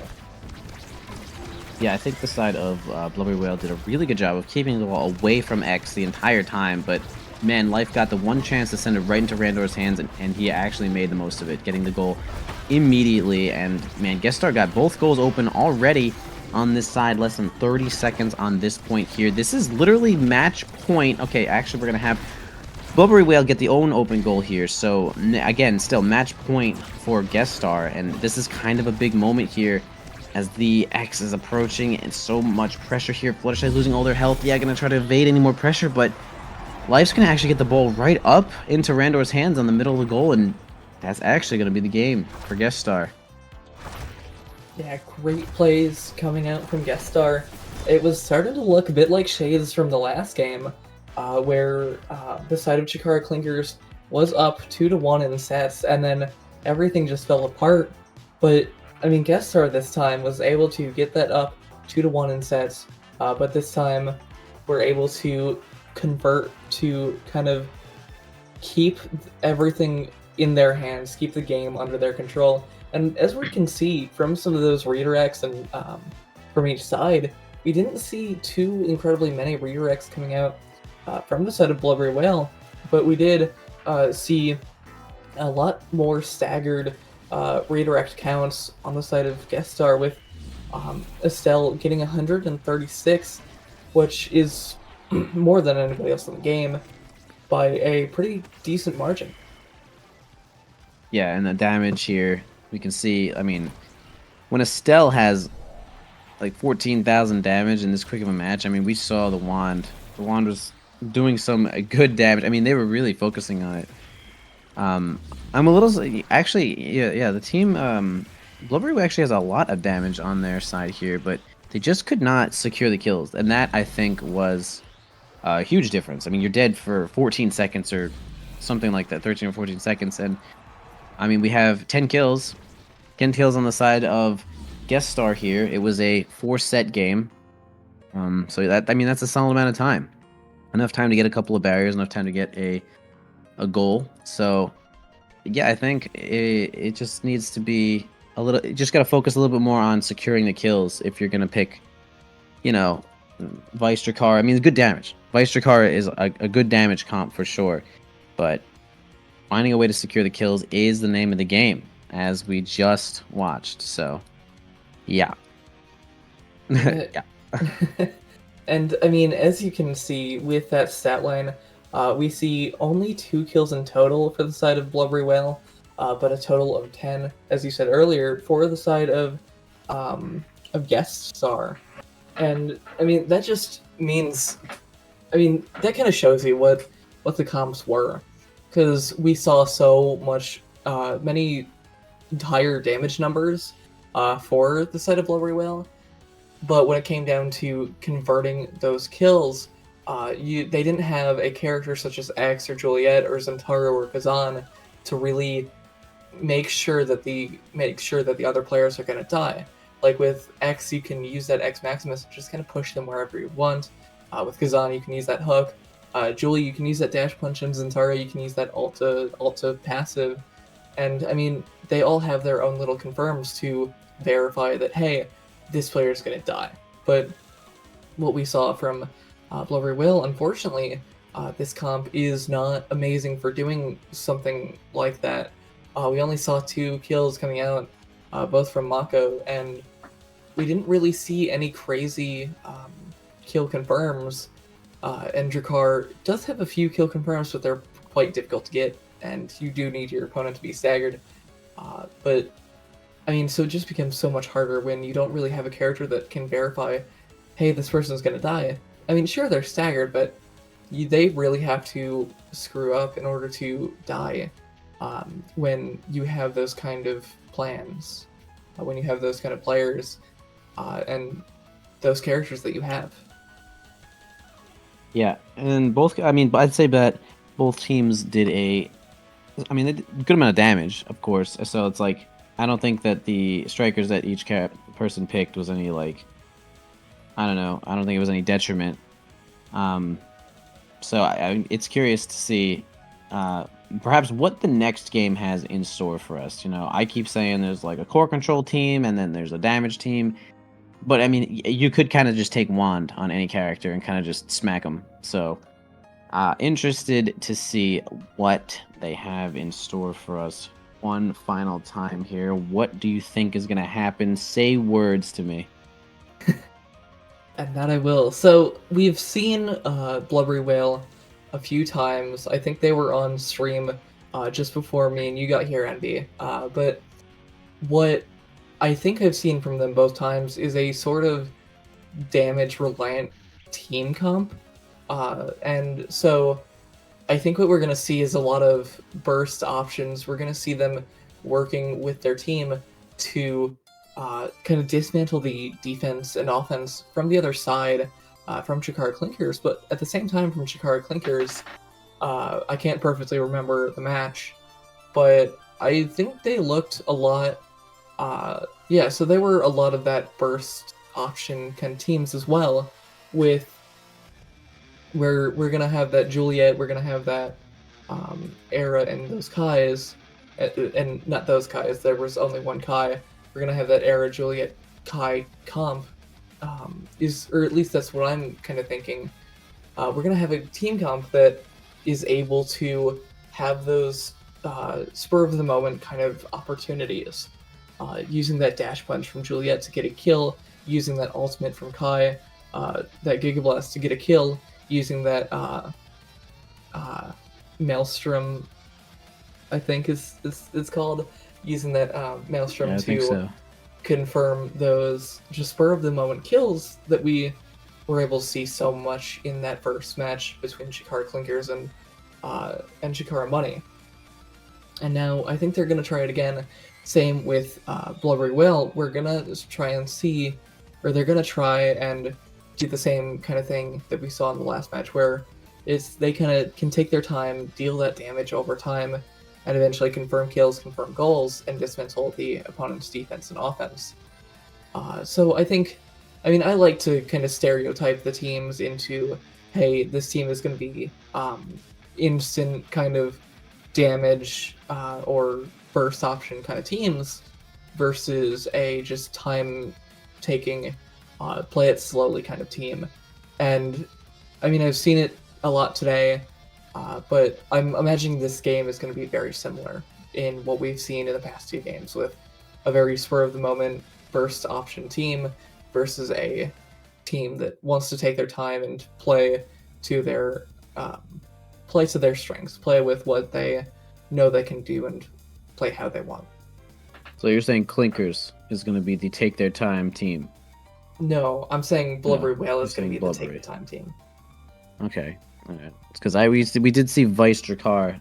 I feel like Vice Drakkar is a little bit more like that team feels like the I'm gonna kill you ASAP, and I'm not really trying to wait until you get any, and I'm not really trying to wait in these sets. That's what it feels like to me.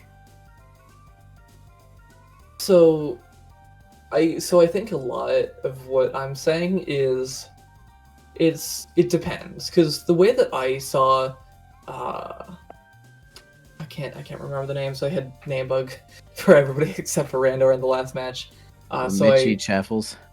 I think Junior Chaffles. I think Junior Chaffles with that Drakkar was playing a lot more core control rather than what I've seen a whole lot in solo queue, which is that Drakkar that's fishing for the ultimate into shotgun, ultimate shotgun, all that stuff, which is a lot more of that insta kill kind of team. I think we're gonna see, or at least what I'm expecting to see, is like just time, just hitboxes and damage that's gonna come out over time.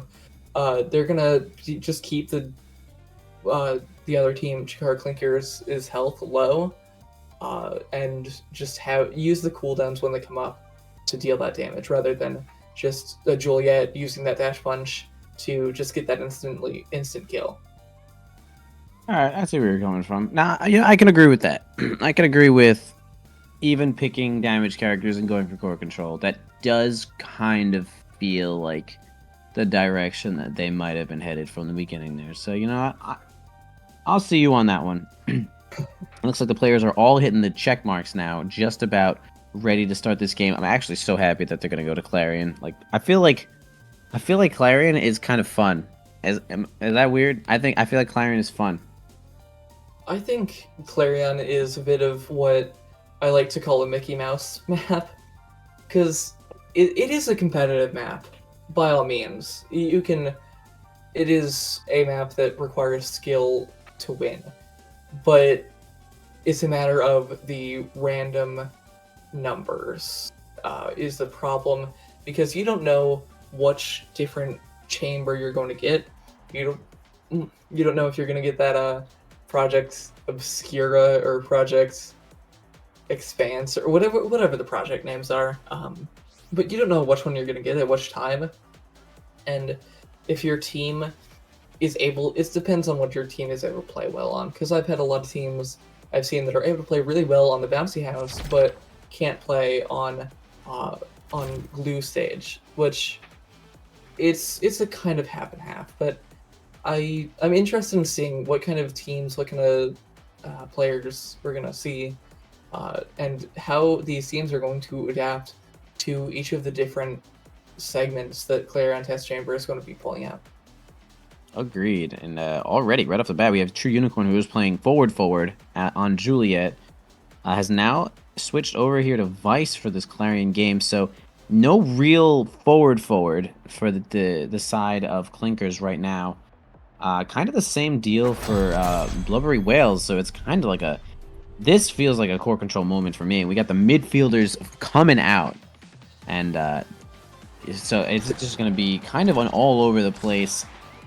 A real test of the goalies. Can you stand against the core control of these midfielders? And I am excited to watch that. No barriers taken down yet in the first 10 seconds. Would you believe it? This is such a good game already.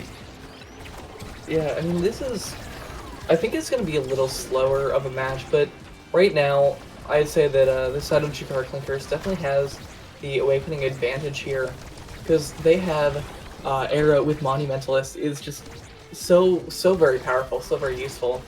But at the same time, the True Unicorn and Captain Yaz also have the team player, which is going to allow them to pass the core up with so much more speed. and maybe get that red core pretty early on in this match.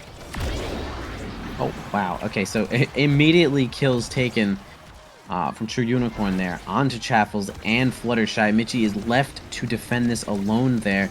And yeah, it's going to be a pretty easy barrier. 1v3, the flip's going to come out. Probably not even needed, but might as well secure that goal there. And it's going to be the first point on over to Clinkers.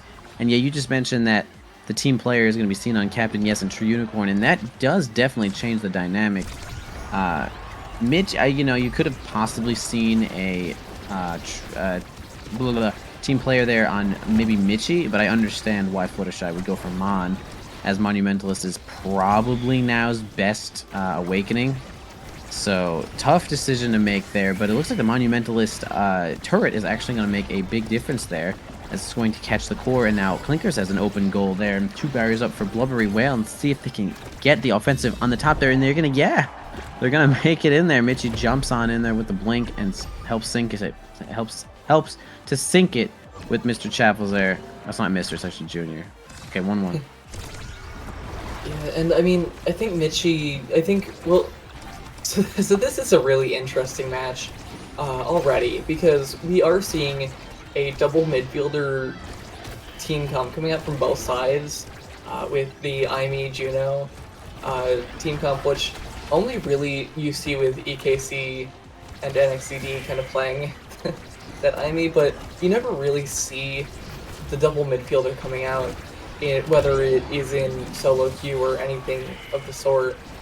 But at the same time, you're also going to see a double midfielder between Vice and Kai on the side of Chikara Clinker. So there aren't really any characters to confirm kills, confirm really anything here in this match, but both teams are still converting those kills and converting those points so far. But it might potentially get to a point where it's really hard for the teams to score and get past each other. Yep, and great defense there by Keone, I want to say, with the strike shot there to defend off the flip from Mr. Chapples there. But they are going to get the point there on the side of Blubbery Whale. Something happened there that I wanted to bring up, but I've already forgotten, which is so crazy because I don't know how much is happening in this match, as both barriers are going to go down for both teams, actually. Really good offense there from Chaffles, jumping in at the right time there, and yeah, the barrage is not going to be able to sink it just yet. The turret is going to make things very difficult for the side of Clinkers. It's going to send it back. Chaffles in position there. Mitchie defending the bottom side of this. Unicorn, again, also in position to get that ult there, but no real scoring attempt here, as the midfielders are kind of just, they're midfielding it up. I mean, playing forward for these teams is a little bit awkward. I think as a goalie, you are kind of having a, I don't know, it's hard because the midfielders get you to spend a little bit more cooldowns at times, but they just get the ball in positions where you can't really defend it all that much, as they're just going to have a bottom push there. Unicorn's going to break it right through Fluttershy's strike and make this a 2-2 in this set. Yeah, I think we're going to see a very even match for pretty much the whole thing, but we are going to see this bounce house, which many people would say is the worst section that Clarion Corp has to offer, but it doesn't matter when True Unicorn is going to use that power chord in order to pass it up to themselves and then push it straight in with that strike. Kayane is going to be able to take that first MVP, and I think we're going to see a Castle-ass pickup here, or a Hotshot, depending on what we see. Oh no, we see a Primetime, which is a bit interesting in my opinion, but... Oh, Siege Machine. These are some interesting Awakening pickups so far. I'm pretty sure that's Hotshot. I'm trying to click it right now, but I can't seem to get it. It looks like a Kai is going to get it instead. Yeah, I mean, Hotshot kind of, Hotshot kind of Juno's baby, so we're going to see some... we'll go ahead and say that the playstyle for Chaffles has changed a little bit from the traditional Juno, perhaps. Going for... Okay, I mean, I'm talking about how silly this guy is, and dude just grabs both barriers and sinks the goal with a little bit of help there from Mitchie. It's like, what am I talking about? I mean, things last a little longer. Projectiles travel a little bit faster. So, I mean, yeah, it's like having Timeless a little bit to have the blobs stay around for a little bit longer, so it's interesting instead of taking Hotshot. both barriers down there for Chikara Clinkers, though, and they're going to have a pressure there. Yeah, pressure onto Shutterfly. Fluttershy's not going to be able to defend that one off there, and their push is going to be stopped by Mitchie just about completely there, but Chaffles is going to be at the top lane to try to push it on in there. A strike shot from Fluttershy to keep it into the fray there. Unicorns now got complete advantage. Yeah, like disgusting advantage. Like disgusting advantage with that situation. You're just running on top of the core, so tough situation for Fluttershy, and there can be another point there for Clinkers. It was a bit of a rock, paper, scissors right there that we saw between True Unicorn and Fluttershy, where Fluttershy had the option to either run up and risk True Unicorn just hitting it straight past them into the net, or just wait for that strike, try and hit it away, but still, unfortunately, lose that strike war in the end. And so we did see that, but now we are seeing a bit of a change in the momentum of this game. We're going to see Kione have to use that core flip to keep the core away from the net, and we're going to see a bit more of a rock, paper, scissors here, but in this case, True Unicorn is going to still come out on top, taking out Fluttershy on that defensive line, and also able to win that strike war against Mitchie, who is also taking that defensive strike war. Yeah, definitely going to have Clinkers go up 2-1 in this set right now. And we're going to have a barrier not actually go down there. Kione is going to be on point right now in this defense. Chaffles is going to get a slime to grab the first barrier on the top side there. Good defense from Fluttershy, putting out the drone. Kione's going to be in a tough spot as Chaffles is going to make their way in, especially with the Amy turret coming in hot. And now they got open goal there for Chikara Clinkers. Blubbery's going to try to sink this one. Unicorn goes for a fat flip right in front of the goal, and it's not going to work out. And man, they end up sinking Captain Yes into the goal instead of this ball. But they're going to try, and there's 2v3 to do anything they can, probably low on cooldowns after that kill, and Captain Yes is going to make his way back. And they did not end up sinking that goal just yet. Kione with the big fat defense, like actually just good gameplay right now. Really defending this barrier. Love what I'm seeing here from Kione. Yeah, I mean, Kione has had some amazing rock, paper, scissors moments, just winning those strike wars, getting it past Junior Chaffles on those attacks. Oh, but great Blabo placement from Junior Chaffles, going to use that Siege Machine time and damage core hit speed in order to take that goal, just get past Kione, who didn't have the speed or primary up in order to keep that core out. But now we are going to get into this next point. We have Project Butterfly, I'm going to call it here, as we have the big orb in the middle, which in a match like this, where you have double midfielders on the fronts, the size isn't going to really matter. We're going to see Captain Yes taking that, though, and he's going to win the strike war thanks to the added size. Great save from Fluttershy, going to be able to keep the core out for now, but the goal is still open. No barriers left. Oh, Junior Chaffles, amazing strike catch with that jump, and is going to be able to open up the net for both sides. Core flip coming out from Captain Yes. Oh, great angle. Gets it straight past Fluttershy, passes it down to True Unicorn, but doesn't even need it, as that's going to go in, verify the set for Chikara Clinkers, and put them at a set point for qualification. Yes, sir, indeed. And man, Chaffles had a really good offensive push there and just could not clean it up. And the ball ends up in the hands of Chikara Clinkers, and they sink it really nicely with that perfect flip angle. Let's see what we got on the side of Clinkers here. As the first pick, we grab Chrono Boost. I mean, it's a solid pick. Nothing too much of a catastrophe here. So we do actually have the Spark of Leadership going on to Captain Yes, going to prepare for scaling in case perhaps some sets get lost, which is a fair assumption there. A little bit more damage onto Unicorn. I mean, pretty good. I mean, 1-2 punch onto Fluttershy it will probably come in handy at some point, but yeah, I mean, a solid Awakening draft. I don't think anyone got anything too powerful, but as I'm talking, the maximum drone placement from Fluttershy is going to blast that core into there, getting the first point onto Blubbers. I think the best pickup from that draft has to have been Kione with that Chrono Boost. But so a bit more insight that I and Lang Char in chat has said for why Era didn't pick up Kesselest. It is useful, but it also is going to make it a bit harder for those tornadoes to come out in a way that Kayane might be anticipating or expecting. But it's also not really going to be too useful with that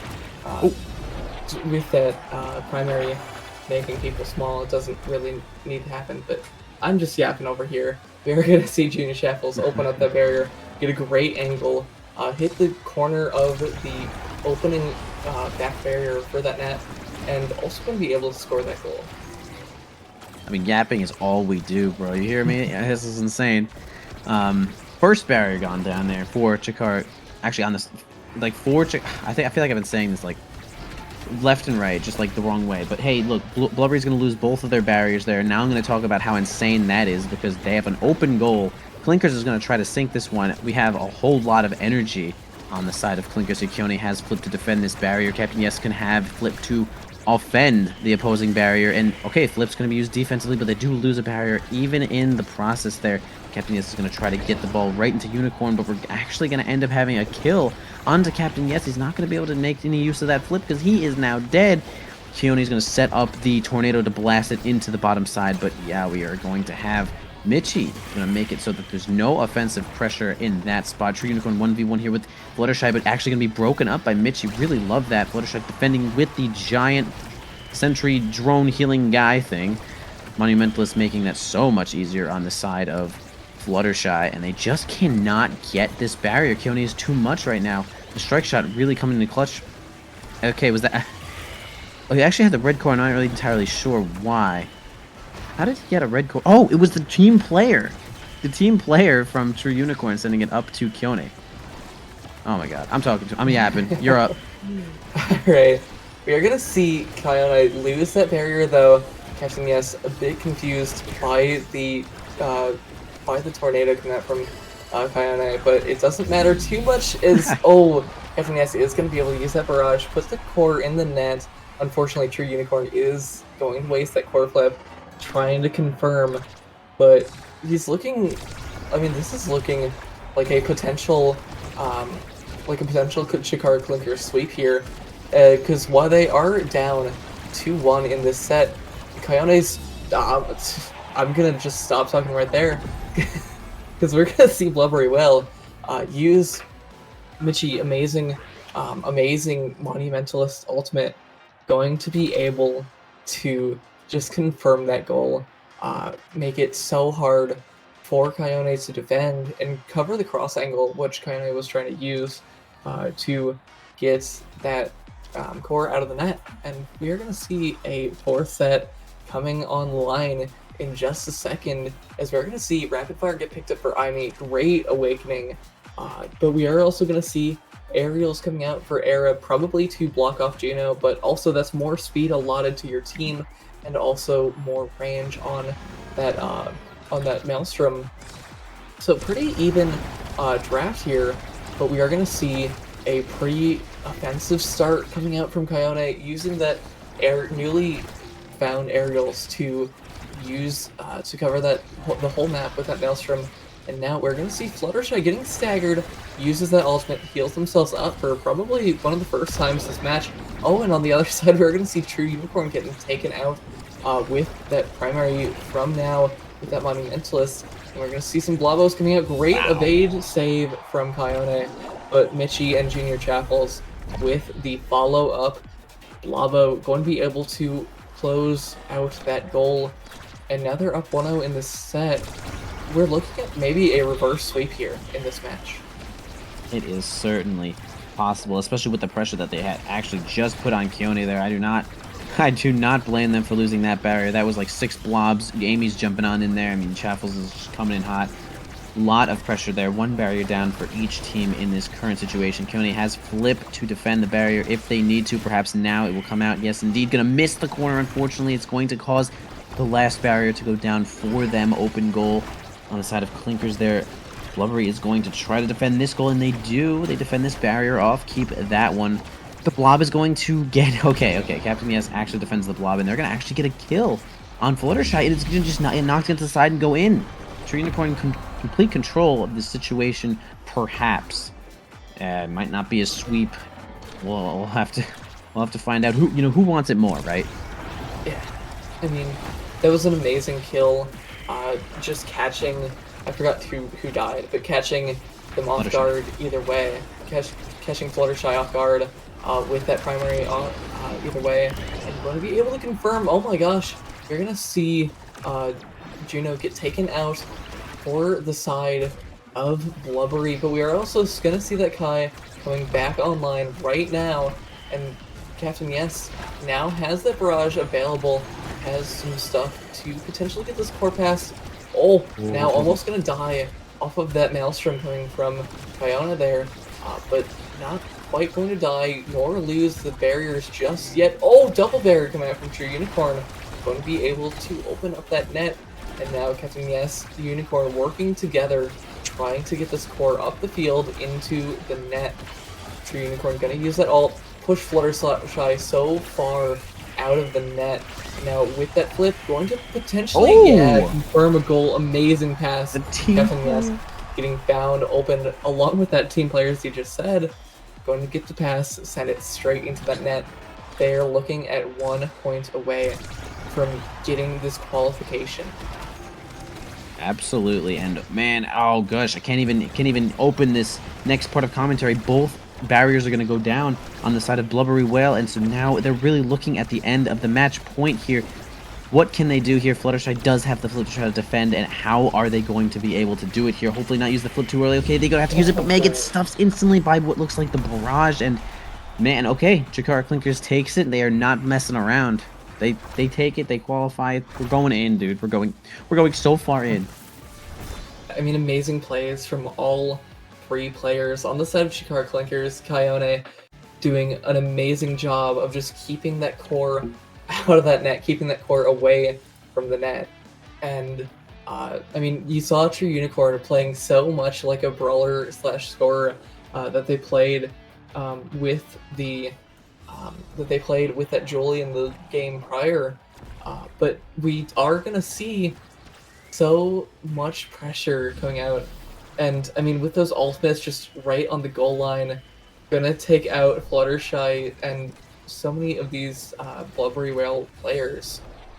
And I mean, they're gonna take home that victory.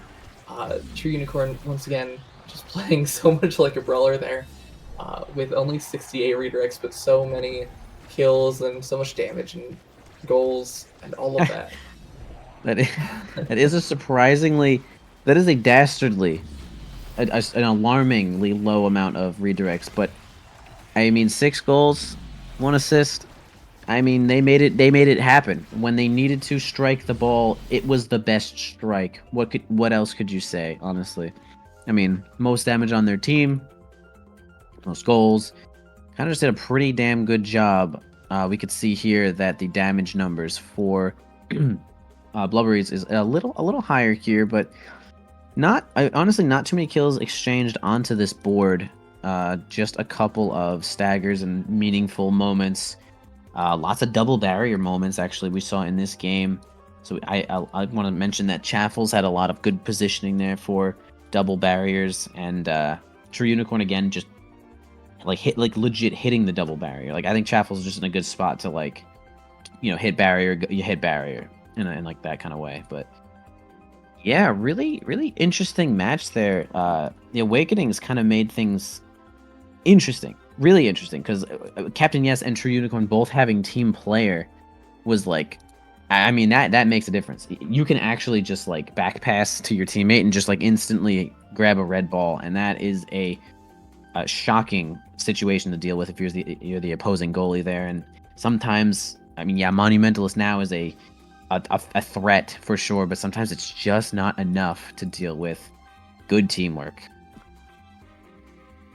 And I mean, I wasn't expecting too much out of a match with basically 6 different characters that are really good at midfielding. But honestly, that match surprised me positively. And I mean, that was a very good plays from both teams. both sides, and I mean, good matches all around today. We saw Chikara Clinkers versus Chikara Money for our first match between me and you, Envy, and it was set 5.5. Both teams played their hearts out. And then we saw Blubbery Whale versus. Give me just a second. We saw Blubbery Whale versus Guest Star. Guest Star was able to take that pretty confidently, only dropping one set to Blubbery Whale, and they looked really powerful coming out as the first seed off of Swiss, and then proceeding to play incredibly well in coming into the semifinals, and now they're qualified. We saw Chikara Money as well qualified, and then here we're gonna see Chikara Clinkers able to win that third place tiebreaker against Blubbery Whale in such a great match. Great matches all around. But yeah, I had a lot of fun with watching these games, casting these games. Do you have anything else to say, Envy? Nothing. Yeah, no. Just I also had a really good time. It was fun commentating with you, man. And you guys are gonna see these teams again.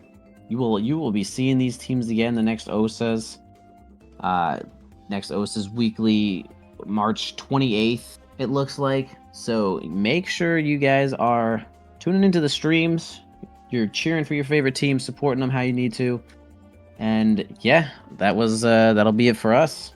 I hope I get to cast that as well. And that was freaking awesome, dude. Yeah, thank you for watching. Good night, everybody.